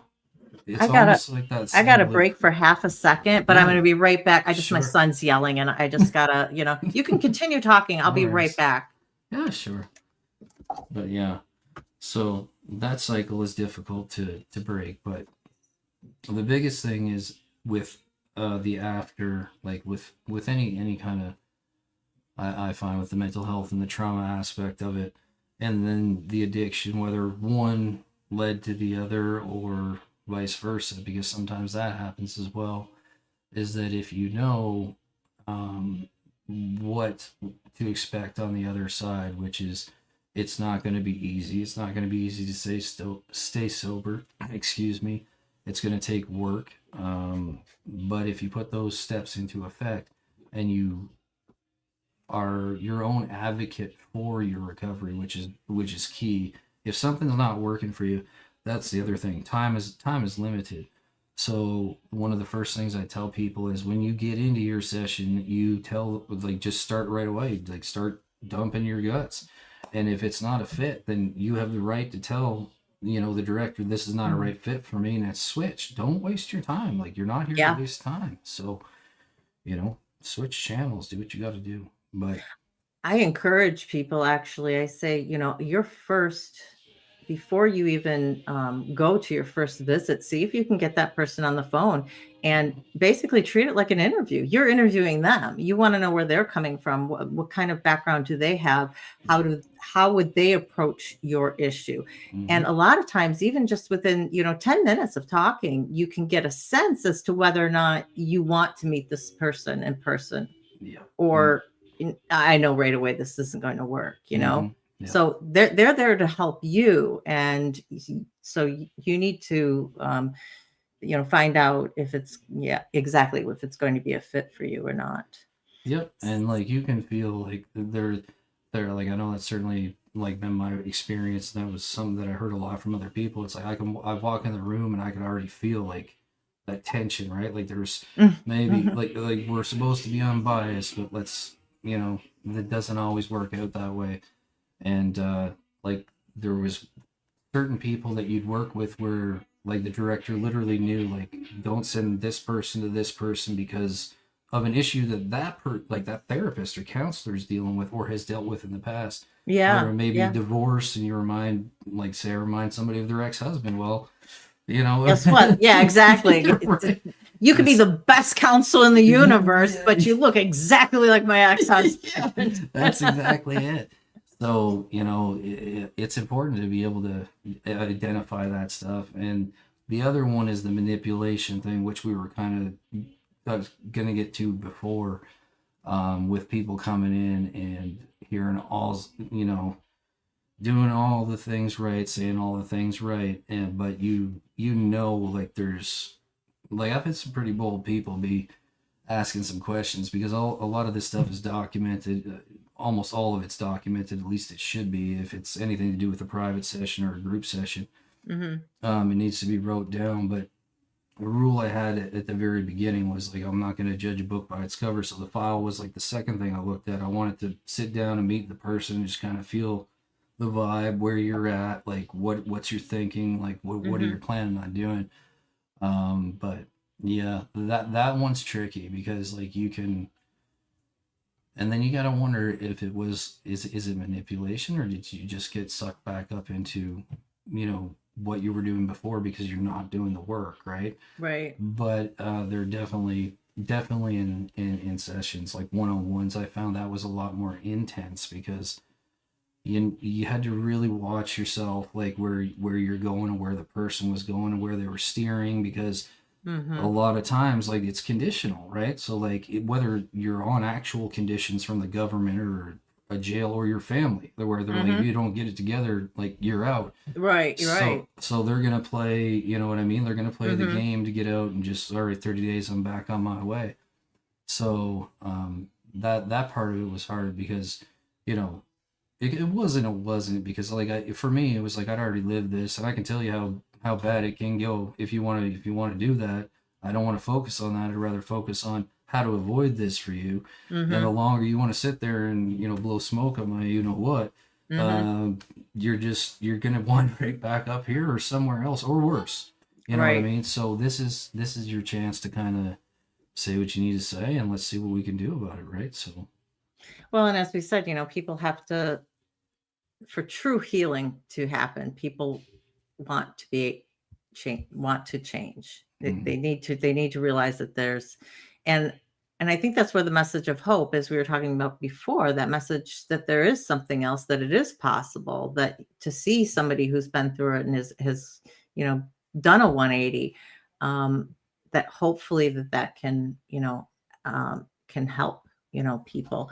I have a couple of the questions for you, sure. but I just have a few comments starred that I wanted to pop up.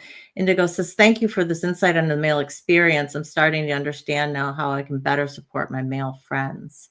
That's wonderful. And that's why I think it's very important to look at this from the different perspectives, because yes, people are people, Mhm, but certainly societal expectations and how people are raised, being in a patriarchal society, there does come it does come with a certain amount of baggage. I think that's different for men than it is for women. I mean, we've spoken about this in terms of sexual assault. Mhm. Male survivors have an extremely hard time, not only just coming to the forefront and saying, I admitting that something happened, but then Mhm. trying to get over their hurdle and being believed. And Yeah. I imagine for men, just with, as we were speaking, mental health and addiction, really go hand in hand, because you have Mm. to change your mentality, right, to be able to overcome that addiction, no matter how you got there, whether it was from trauma, or you had an accident and you just got sucked into the pills. There's some Or sort of, all the above, you know? yeah, there's Yep. something that needs to be able to change there. Yep. And as we were speaking before, coming at it from kind of a headspace, or coming at it from an emotional space for that healing, there's a good balance that needs to happen there. And for Yeah. men to be willing to open up to that feeling side. And these are all generalities, so nobody, don't raise me in the comments or anything that is like, I know a guy and he's not like that. And it's like, well, yeah, it's exactly. And I know women who aren't like they are, whatever. But Yeah. from a general aspect, Yep. I think that do you find that, is there, well, let me just put up John's comment, and then I do that question for you. Thank you, Mac and Shine, for shedding light on this important subject. Yeah. Men's Yeah, thank you. men's mental health matters too. Absolutely, 100%. Yeah. Yeah. Did you find, and we've touched on this in kind of various places along the way as we've spoken, but do you find that there's kind of a typical experience for men who are coming to recovery in terms of their mental health? And by that I mean, are there certain traits or attributes, or barriers that seem to be very common to men? Yeah, that's a great question. Yes. Typically, like the two big ones are anger or rage, depending on how far Mhm. it's gone. The other one's denial, right?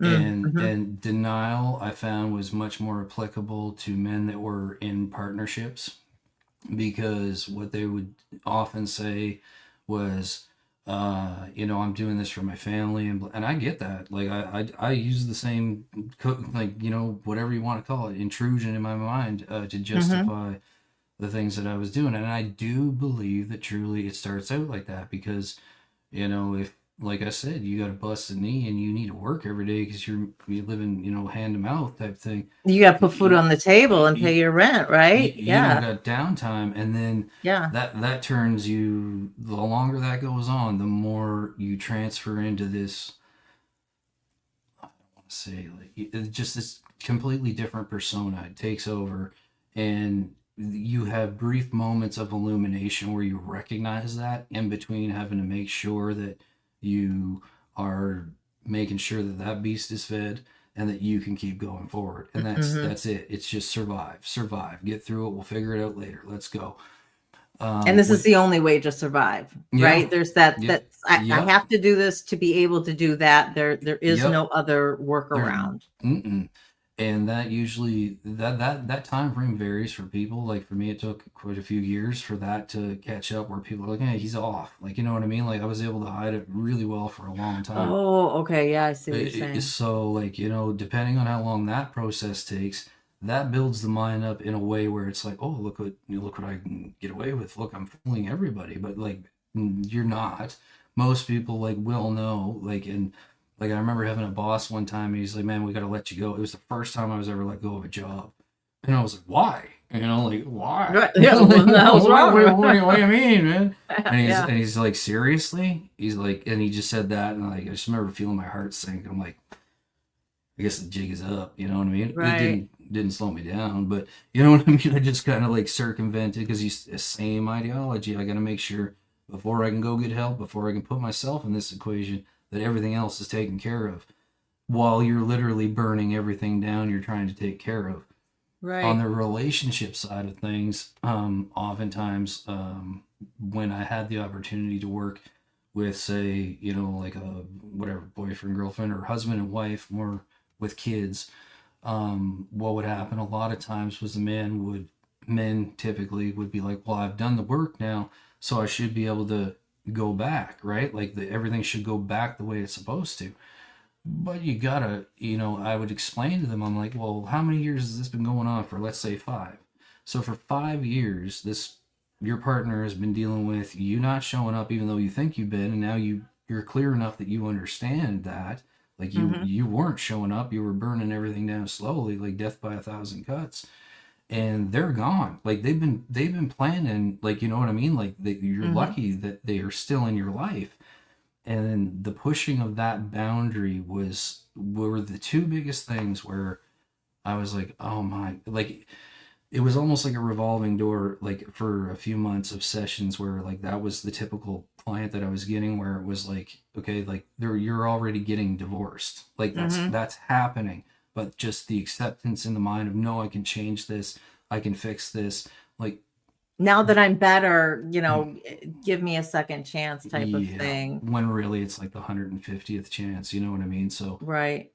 So that's heartbreaking, because you'll see like the person hanging on, and then this was when people would start getting what we call like safe supply medications and stuff like that. So whether they put them on methadone or Suboxone, and that's just creating another inevitable explosion that's going to come later.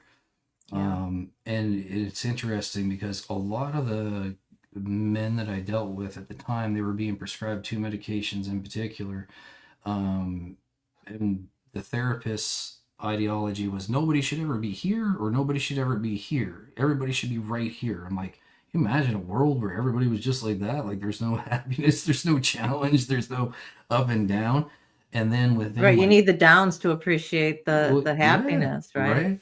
Well, within 2-3 months, you know, they'd be cycling back through off these medications that were prescribed to them through the same center that was helping them, and the behaviors were almost always the same: violent outbursts, sometimes domestics, but always violent, and blackout, like operational blackout, like this 2 medications. Oh, wow. Yeah, it was hairy. So, you know, you're dealing with that, and then you're also trying to rationalize with a person who's not, you know, it takes what, 6 months to a year, depending on how long you've been doing whatever substance it is, for your brain to kind of start to equalize. Like just to start is around the 6-month mark. Yeah, when you get through with withdrawals, like the Mhm. physical withdrawals and everything, and like you're like, okay, I feel better, I can breathe, I can function from day to day. Your brain still isn't there. And that was a weird thing that I learned because Yeah. I hadn't, well, I don't think I've told you this. I've mentioned on my channel before, but I was on fentanyl patches for years. Okay. And so when I went through, they stepped me down, Yeah. and I didn't know what withdrawals were. I didn't Mhm. know what they felt like. And I didn't have them at first. That first step, it was fine. They stepped me down just as they stepped me up. Okay. So we went down by 25s, right? Right. Yep. But that 50 to 25, Because worst the 3.5 percentage gets bigger, right? Like, worst 3.5 months of my life. And when I Mm. went and we were at that point where we were at the end thing, it's like, okay, we're going to make the next step. And I mentioned to my doctor, he goes, well, why'd you say anything? We could have put you at like 33. And I go, well, nobody told me that was a possibility. I didn't Mm. even know. And I didn't know for a month why I was like butt ass tired. I mean, Mhm. dragging. I could barely keep my eyes open, you know, anger flares like I hadn't had in years, you know, all this Yeah. kind of stuff. Because I didn't even know what withdrawals were. I didn't Nope. know it was a possibility. We were Mhm. stepping down, right? And that's supposed to be it. And it wasn't until I learned, you know, afterwards, this wasn't something my doctor told me, that you're going to be, it was a different clinic that I went. They said, you're still going to be basically getting off of this, even though you're not wearing the patch anymore. Yep. There's still work that your brain's doing to try and come back to not having that, because it was a 3-day patch. And I Mhm. feel great on the first day, okay on the second day, and really dragging ass on the third day, Yeah. waiting for that first patch to go put on again and feeling that great day. Yeah. I'd never been an addict. I didn't know what that Mhm. Mhm. high was. I didn't know what that cycle was. I just thought it was my patch. It was Uh, the medicine, Physical dependency. until somebody Yep. explained it to me, went, hello, do you not realize that your body is, I'm like, No, I don't. no, I didn't. I had no Yeah. clue. I mean, it might No. seem so obvious to somebody on the outside looking in, but if you've just been told, well, this is medication and this is what you should be taking and it Mhm. helps with the pain, then, You're gonna you take know, whatever they say, how many times a day they tell you to take it, you know? well, And it's like that's having the words to even talk about trauma, right? Mhm. And the Mhm. words to even talk about your mental health. I'm sure that you've come up with this with talking to people, and especially men who are, not designed, encouraged in a lot of cases to suppress their feelings. If, Yeah. if you don't have the words, it's really hard to talk about what's going on for you. Yep, and that's where like the generator idea, as I call it, like having everybody in the room was really effective because Yeah. they're like you like at the very minimal, you're dealing with somebody who's got some kind of trauma and an addiction issue, right? So that's Hmm. that's the minimum you're dealing with. Now, there are gonna be people in there with, like we said earlier, PTSD, OCD, like all types of things, like really compulsive things. Right. So they're constantly like zinging around their head, and they're trying to verbalize what they want to say. So by somebody starting, be like, okay, that sparks something, and then the next guy says something, okay, then they can find the words to put it in a way that like one I found like some of the stuff and that men had been through, like especially a lot of people that had dealt with like molestation and stuff like that when they were younger. There's this Mhm. reoccurring thought that like this makes you less of a man, and this is why you're Oh, weak, yes. and they would like that's a real big thing. Hmm. And I remember one guy just blurting this out like in one of these sessions, and like he like did that moment of like, oh, I can't believe I said that, right? Like what had happened to him. Yeah. And then the guy beside him just started bawling, right? And it like it really showed you that it's like we're so much stronger together than we are individually, because what would come out of that was way more than I could do in an hour with one guy. Right now I got 12 inside of a room. Now, not everybody might say or add into it, but the majority would. And it wasn't a tearing down thing, which is so interesting because as the individual, we're incredible at tearing ourselves down. But when we see what I've personally seen and experienced myself was when someone else would be tearing themselves down, the next guy would be so quick to like pick up, right? Like to try to pick you up and be like, no, listen, like this wasn't something on you. And then like Oh, it yeah. We're so really, much better at helping others than we are at yeah. helping ourselves, right? Yep, yep. And if you can get that part enabled in a person, I found that to be very effective for them to take their treatment serious and then realize, like, hey, I'm not alone. This is not like the first time this has happened to somebody. And look at the pain this person's in. Like, there's a shared, as odd as it might be, like a camaraderie in it. Absolutely. No, I 100%, because you said not everyone's saying anything, but I guarantee you those people, even those people who aren't saying anything, there's, a feeling. So Well, you might have two people who have outright recognized, because yep. one's crying and one blurted it out, that there's childhood sexual assault. I Hmm. guarantee you there the average is 1 on 6 men will have experienced childhood sexual assault. And there's probably at least one or two others who are in that group Hmm. thinking to themselves, "Oh my God, there's somebody else." Well, you hit the nail on the head, and it was. I don't think there was one session that I ever did in that format, and you could tell because like normally, I say my groups people liked, but other groups they'd be like out of there on the hour mark, right? And there'd be like the one person like lingering around pretending to draw something in their book, and then like another person like waiting around, like for you to come by and be like, hey, can I talk to you about something? Yeah. And then it's like, yeah, of course we can, right? Mhm. And you pretty much knew where it was going, but it like I can't explain how much. I was talking to this about a buddy of mine, and I said, like, picture in your head, like if you can picture a mechanical system, right? In like a piping system, for example, right? Well, they never make a piping system that's just a closed loop. There's always a relief valve, right? And Mhm. that relief valve is designed so the rest of the system does not explode.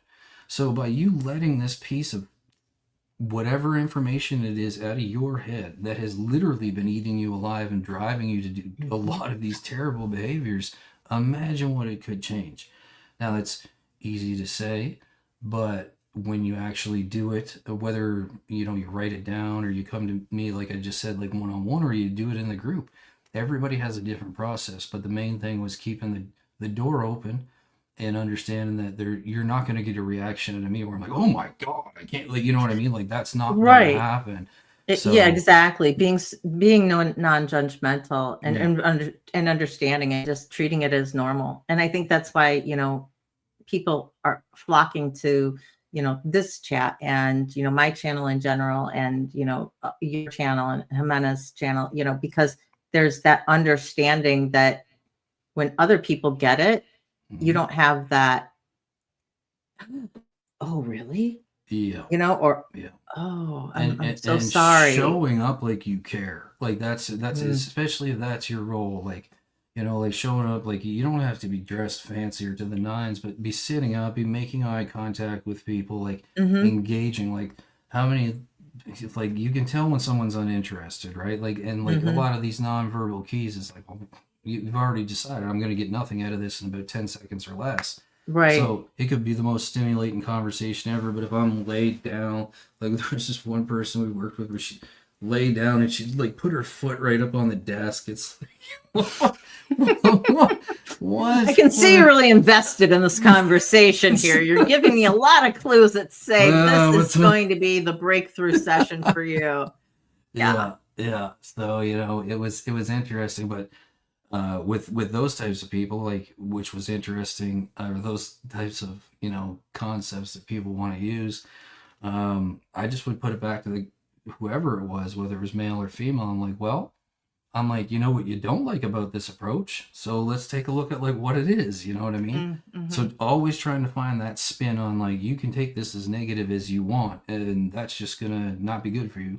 So if this is a challenge to you here in this controlled environment, right? What are going to be some of the challenges on the outside? And like, Yeah, seriously.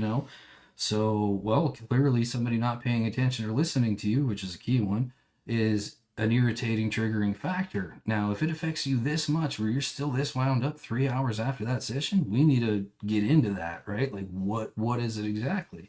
Yeah. And there's lots to that too. So, Well, you just so know, you were talking about that release valve, and we talk often here, and it's so common that so many of us have taken whatever our trauma is, whether it's childhood neglect, or whether it's childhood sexual assault, or something that happened in adulthood, a DV situation, domestic violence situation, mm, or whatever. We put it in a box and we put it away, right? We yeah, compartmentalize it. Say, no, yep, I compartmentalize very well. Thank you very much. I've heard this time and time again. I've done it myself. I did it for yep, years. And you convince yourself that I don't think about it on a daily basis, so it doesn't exist. mm, What you don't realize is there are holes in that box and it's oh, leaking through and it's mm, affecting you. You just don't know it. You just don't have the words to be able to um, trace it back to what's in that box. But yeah. it's don't let it fool you. You could think you've got the most watertight box that everything's in, You and do. it's still leaking out, right? It's Absolutely. still affecting you. And yeah, that's the thing. Like, and I found that with a lot of the men that I worked with, it was getting more like, now I find therapy for men is particularly, like, it's talked about a lot more. Oh, So absolutely, yeah, right. and Hmm. my philosophy is the younger you can get to them, the better. Yeah. Because you have, what I mean, you want to go into brain development and all that kind of stuff. But exactly what you talked about was one of the biggest hurdles, because it's just like all these tanks you've compressed and you've pushed down, and once they start blowing, it's just one after another, which is where it's like, oh, well, like, I'm undeserving, or I'm blah blah blah, or more. Well, no, you're not. Like, you know what I mean? Like, you created this, and this is what we know. Like, you've created a persona to survive to a certain point, right? Like, that's what you did. And then you found a patch or a band-aid that got you a little bit further into that mechanism that you created, whatever mask it is that you've put on. But you now know that that's not effective, right? Like, it's going to lead you here every single time. Hmm. So getting that out of somebody's head is everybody's got different methods. I personally the meetings and stuff like that. I try to be very neutral on that kind of stuff. I think that it's good for some people. I think it works great for some people, Mm-hmm. but I think it's more effective to have like with what I do is like in 90 days. So like I'll work with you for 90 days. We'll talk 2 times a week. We're gonna be on point, and there's very simple rules. It's like just make sure if something happens, you're honest. Because if you're not, I'm gonna know. Like if you show up and you're whatever, we're gonna I'm gonna figure it out. The second thing is if after 90 days this has not been effective, then we need to go our separate ways because this is not working for you. However, by being direct and attaching, this is key, I find, for men, responsibility. All right. Mm. So that personal, they talk about personal responsibility and the self, which is it's very, very important to put yourself in that category. But I don't like it when I hear people say like, "Oh, you got to do it for yourself and only for yourself," right? Because why I don't like that is, let's say you have kids or you have Mm-hmm. whatever relationship you're trying to save. Well, you want to be putting your time in there too, so you can divvy this up into categories, right? Yeah, yeah, yeah, right. Absolutely. So that's key because with no responsibility or no point to getting better, then why get better, right? Right. Like it's just you're just gonna keep cycling around. But yeah. Well, it's that thing to hold on to, right? I mean, Hmm. it's lovely that you want to do it for yourself, but Yeah. if you have other people who are relying on you or people who are important to you, people who you want within your support system, you want within your world, right? Mm. You want to be able to do well by them. Yeah. So that kind of gives you the motivation to, it can give you the It, motivation it to can, and you figuring out change. what a boundary is for you. Like I refer to them like more as treaties, right? Because it's like these things like that we've identified are things that you absolutely know are going to swing you left, right? So these need to be hard lines, and one of the biggest things that I found was effective in that was having, if it was a partnership or even if it was a relationship with the family, you both do your set of boundaries, and then we kind of have a sit down and make sure everybody understands these sets of boundaries because there's a lot of anger, you know what I mean? Like people, Hmm. especially with addiction, and I mean, or Yeah. undiagnosed mental health that leads to addiction, what have you. A Yep. lot of like, if you just loved us enough, then you would stop, or statements like this, where Yeah. it's like, actually, the reason why the person is here is like kind of regardless at this point. The question is, do you want to help them get better, and can you effectively manage your emotions so they can try to do the same? And Right. knowing that they're probably like most likely going to need your help. And the key factor in that is them being able to be open and honest with you. So if they do have a slip, they do make a mistake, they don't feel like they're gonna, you know what I mean? You're done. Right. Like, you know what I mean? Yeah. Those ultimatums. Yeah. Yeah. So, yeah. Which I didn't understand, and so many of this stuff came out of my mouth, just, but also hearing it from my ex, I Hmm. promise I'm going to quit when our son is born. I Yeah. promise that I'm going to quit when I have to, do this, or, Hmm. there was always, A something else. condition And I would, to, yeah. And I was yeah. like, why can't you? I remember saying something we agreed on something as I was driving home, and it takes an hour for me to get home at that point, right? And I get Yep. there and it's like it's already broken, and I'm like, it's been an hour. We just agreed to this. Why is there no not understanding that addiction mindset, and that Hmm. there is nothing when they're in active addiction that they can even do mentally that is going to make them not want that next drink or that next high, or the body wants it, and the Yep. body is either going to get it or it's going to fall apart and get sick. I mean, it's kind of, it's going to be one or the other. Yep. It's not a, you just have to be mentally strong. If you No, were, no, no. that white knuckle it, you can just do it. Oh And, yeah. and that just Yeah. doesn't, Hold on for dear work. life. Right. Yeah, No, it doesn't. exactly. It doesn't work. And yeah, that's funny that term, white knuckling, because like there's a lot of people that you meet that are doing that, right? Like they're going to their meetings and they're just like holding on for dear life. But also that's where, like I was mentioning earlier with the manipulation part of it, right? Is that the addicted person is already self-manipulating themselves, right? Like going into that autopilot mode of like, yeah, okay, I'm gonna say what I gotta say right now to just shut this conversation down so I can figure out how to make my next move. And then they make the next move, and then tomorrow I'm gonna stop or like whatever. Like it's very difficult for the person on the on the other side of that, you know what I mean, like with any kind of addiction issue, because the trust takes a long time to come back afterwards, right? So, like I say, like you might have to eat some crow, but you got to determine now what fights are worth fighting, right? Yeah. So, Well, and know, that's I did Al-Anon for a long time, and that's what made me, I had a decision to make at a certain time when my son was going to start school, and that was kind of my point at which I decided, I either need to do it now or I'm going to live in this marriage, right? yeah. But it was you can love the alcoholic and hate the disease. It's detached with love, and I could never get myself there because it was like, Mm, know that that they mean that they want to keep their promise, but they may not. So have an alternative strategy. And it's just like, I don't want to mm, live like this. no.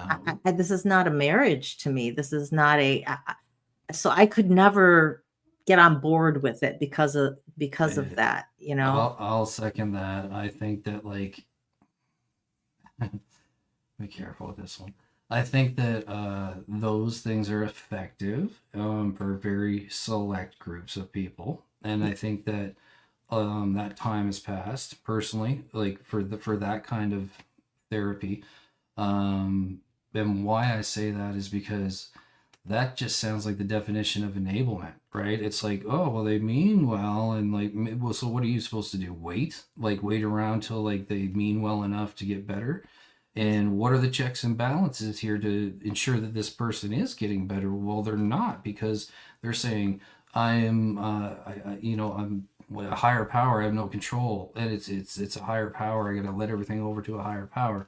Now, I can get down with that as far as if you are looking inward for your personal higher power, if you're and working on something, but not exactly, just, not whatever generating an excuse, and happens. yeah, and Well, then because the when you set a boundary too, as that other person, as the partner or whatever, mhm, it's going to be, you can set it, but it's going to be broken. of So course. if it is, then either it's an ultimatum or it's you might as well not even have the boundaries up, right? Exactly, and that process takes.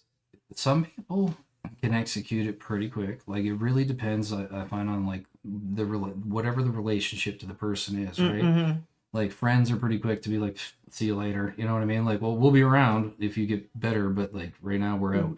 You're right. Whereas your partners, like, like you fell in love with the person for a reason, right? And like you're constantly usually hoping that person's going to come back. Yeah. How invested are you in the relationship? Exactly. And then you add a child or children to the situation, and you want that to all work out. And it can, but I think like the focus really needs to be redirected onto the solution side of it, as opposed to like just telling war stories. Like even going to those meetings, like I remember being like, I don't need to hear this. Like, you know what I mean? Like, Right. like, It like, was just everyone complaining after complaining after complaining. yeah, And I'm not downing it for the people who it works for. no, So if no, you're out there, in the chat, or and if it you're watching on works. replay, and if it works for you and It it was works for able you. to give you something, that's fabulous. I'm just saying, Yep. for me, from my personal experience, yeah, it wasn't for me. No. I know we're going on 2 hours here. Oh wow. And I know it's gone so fast. And Yeah. I will say this, we've just had an outpouring. I've been kind of watching the comments as we go. I've been trying to follow along a little bit with you guys, and so many people are saying thank you so much for bringing this, men's perspective to it. That there are certain challenges for men um, that are different, right? And so there's so many more things that we could talk about. Shine, you are Absolutely. welcome back here anytime. Thank If you. you get something that you think about that you want to talk about, please, we would absolutely love to have you. I'd like to leave having you answer this if you could, or at least maybe kind of give your 2 cents, knowing you're not doing this as a therapist. You're not anyone's therapist, is what I'm trying to say, one-on-one. You're just kind of giving your opinion, your perspective. There's somebody in here who's at a real low point. And Stretch says, I've started gambling this year after separating from my wife of 13 years, after being disrespected and not feeling valued. And now I'm ruining my life, getting into a heavy debt, and I'm not sure kind of where to go. And he further says, I'm feeling lost, not seeing my children every day, not being there every day in their life. And now he's pretty lonely. And I know people in the chat have definitely reached out and said, listen, that there are channels like mine and yours and Jimena's and Cosmics and places where, people are going through these challenges, one form or another. And they're definitely a place to connect and be able to have like-minded people and understand what you're going through. But if somebody was to come to you with a similar type of situation, just being in that, I just don't know what to do right now, are there any steps that you would tell them to take?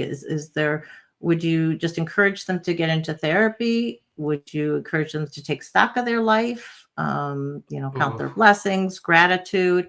I know that's one that we do talk about a lot, is trying to practice daily gratitude, even if it's the smallest thing. Is I woke up breathing today. I am still living. I may not get to see my kids every day, but I do get to still see them. And so be grateful for that. And it may not seem like a big thing, but when you feel like you don't have anything to hold on to, sometimes those littlest things, can be important. Absolutely. So it's kind of a tiered answer, but I'll try to keep it, straight as I can. For the fellow that was saying that, he started gambling and stuff like that again. That's a situation there where, depending on what kind of rate we're talking about, it sounded like it was pretty serious. That's something that I would be getting in touch with, some kind of therapy to see why. Because I think the message was after feeling very disrespected and like, this is why I started doing. So we want to come back to what's so triggering about that disrespect, right? And then get into that. But the core, or the rule that I used to have was 28 to make and 2 to break. And this applies to neuroplasty. So if I start off every day, like waking up and the first thought in my mind is, you know what I mean? Like I just, that's your tone for the day. Now, a lot of people think that can't be changed, but it can. You can recognize that and take a second to be like, okay, well, hold on now. Like, one thing is you've recognized it. That's very important, because if we're going to go through like what the stages of change are, like you got your pre-contemplation, contemplation, action, and maintenance, right? So now you've seen, okay, this is like, you're saying it out loud, like this is affecting my life. Now, it's affecting your life, but what kind of life do you want to have? Have you thought about that part of it? And the 28 to make and 2 to break is this. If you can put your mind into that different place, even if you continue on with the same habits, but you can find a way of trickling back, which is very hard to do because it's kind of like the tapering routine we were talking about, right? Where you change those gaps, right? So let's say we're talking about gambling. Well, you're going to the casino, or however you're doing your gambling. What could you put in place of that? Like even a quarter of the time to start, right? Just to slow this down so you can see that you do have control over your life, and watch these little changes start to happen. When you stop looking for it and you stop forcing it, it's amazing what'll be presented right in front of your face. It's when you're pushing and going against the grain and driving yourself down that's what you're going to find. You're just going to keep finding further down. So we often see that, our negative coping skills, which certainly, gambling is, drinking, any of your addictions, you're trying to fill a void. There's a hole there of some sort. And so recognizing that you have that hole, and as you're saying, try and fill that with a little something, is that a walk? Is that, cooking yourself dinner? Is that, whatever it is. Or saying, I'm not going to gamble today. I'll do it tomorrow. And maybe every day you're saying that to yourself. And with respect, like that's a big thing with men. Like you'll hear that over and over again. Respect. Well, one, what's your definition of respect, and are you projecting that, right? Because Mm, if you're projecting that and you're trying to walk in those shoes, you're going to start like these are all things that if you were sitting in a group that we would talk about, right?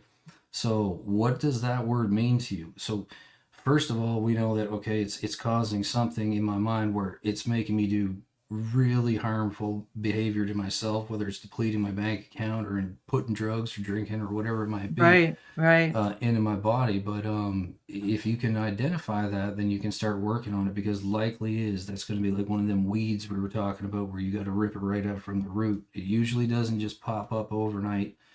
And the other thing is to um, be easy on yourself. Like, you know what I mean? Like, it's so easy to just keep trashing yourself and like, oh, I did that last night, so I might as well just keep on this tear. Instead of doing that, again, if you're having the thought and you're aware of it that this is not good behavior or destructive behavior, start just trying to get through as much time as you can. And if that's not working, then I definitely would suggest like seeking professional help because Hmm. you don't want this to go on longer than it absolutely has to because there's still another hill you're going to have to go up no matter where you're at, right? On the other side of this. So Hmm. you don't beat yourself worse than you have to. Yeah, Stretch, I don't know if you're even still here, but if you listen to the rest of this on replay, if you're not, I don't know what country you're in. I know there's Gamblers Anonymous in the United Mm. States, and that's a 24-hour you can call, and they can kind of guide you to different places and to talk to you with immediate intervention as well. There's Um, also a thing called Smart Recovery, which I think they do. It's like SMART recovery. It's free. You can go online, and they have all the different whatever it is that you've pretty much been dealing with. And even if there's something out there, you can jump into a room where there are counselors and people like that, where and other people that are talking. So if you oh, can't interesting. physically get to a meeting, then you can, and like you don't have to even participate. Like you just kind of hang out and check out what's going on. Um, so I'm gonna that's check something that else too. out, and Yep. um, yeah, I'll check it out, and possibly that is it .com or .org, do you think? IB.com, I'm pretty sure. Okay. Yeah.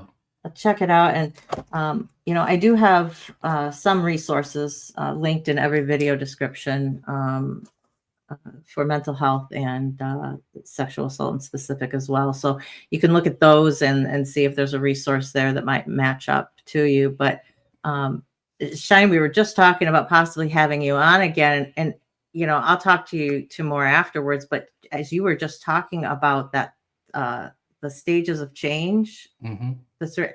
I would love to do a show with you Sure. about talking about that. I think that Absolutely. would be fabulous because that applies to men and women. And just I know a lot of times we're like, okay, I want to make a change, but how do I do it? Where do I go? And you know, eh, therapy can be expensive, and Yep. obviously depending on where you are, or it's not accessible in the time frame that you want. So how do you do this on your own?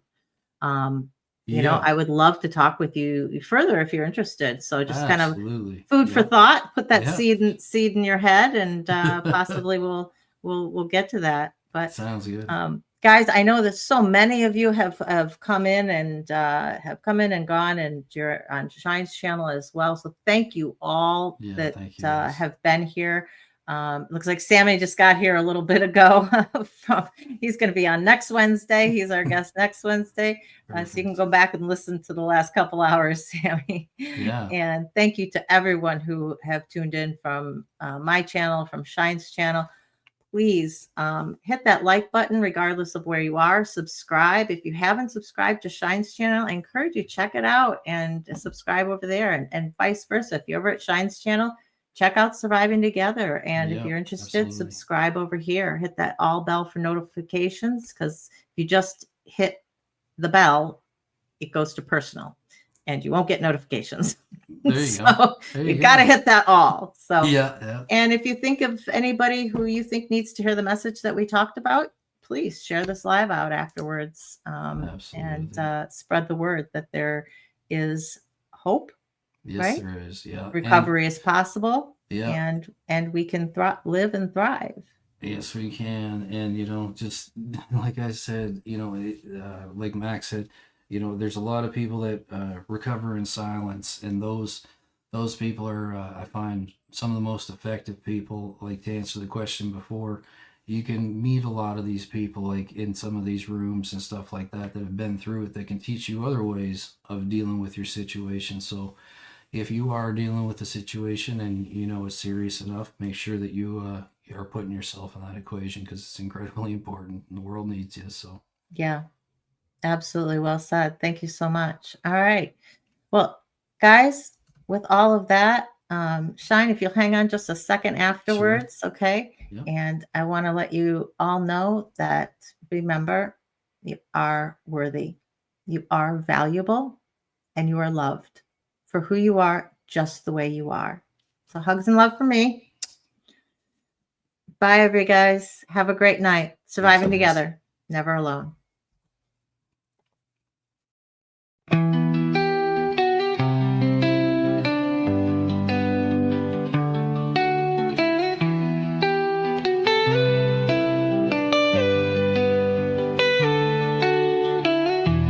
Through the fire, through the rain,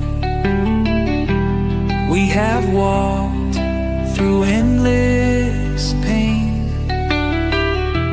but we stand, we rise again, stronger now, we break the chain, surviving together, hearts open wide, lifting each other through every tide. The past may have shaped us, but it won't define. Together we heal, together we shine.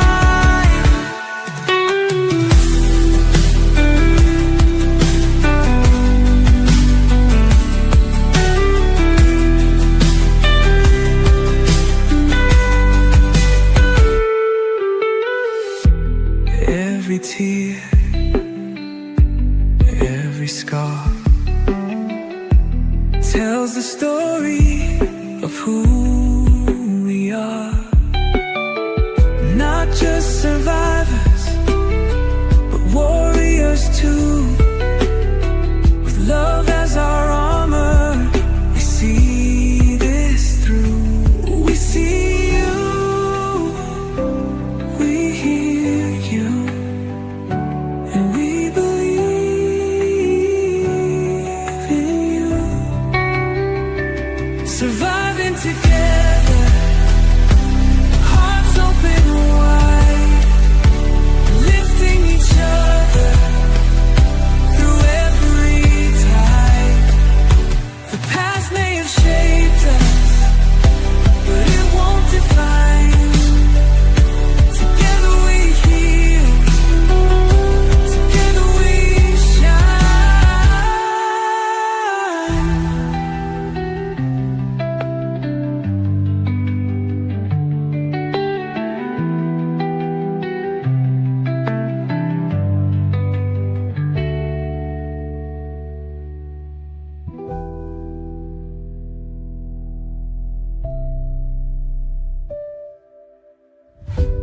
We see you, we hear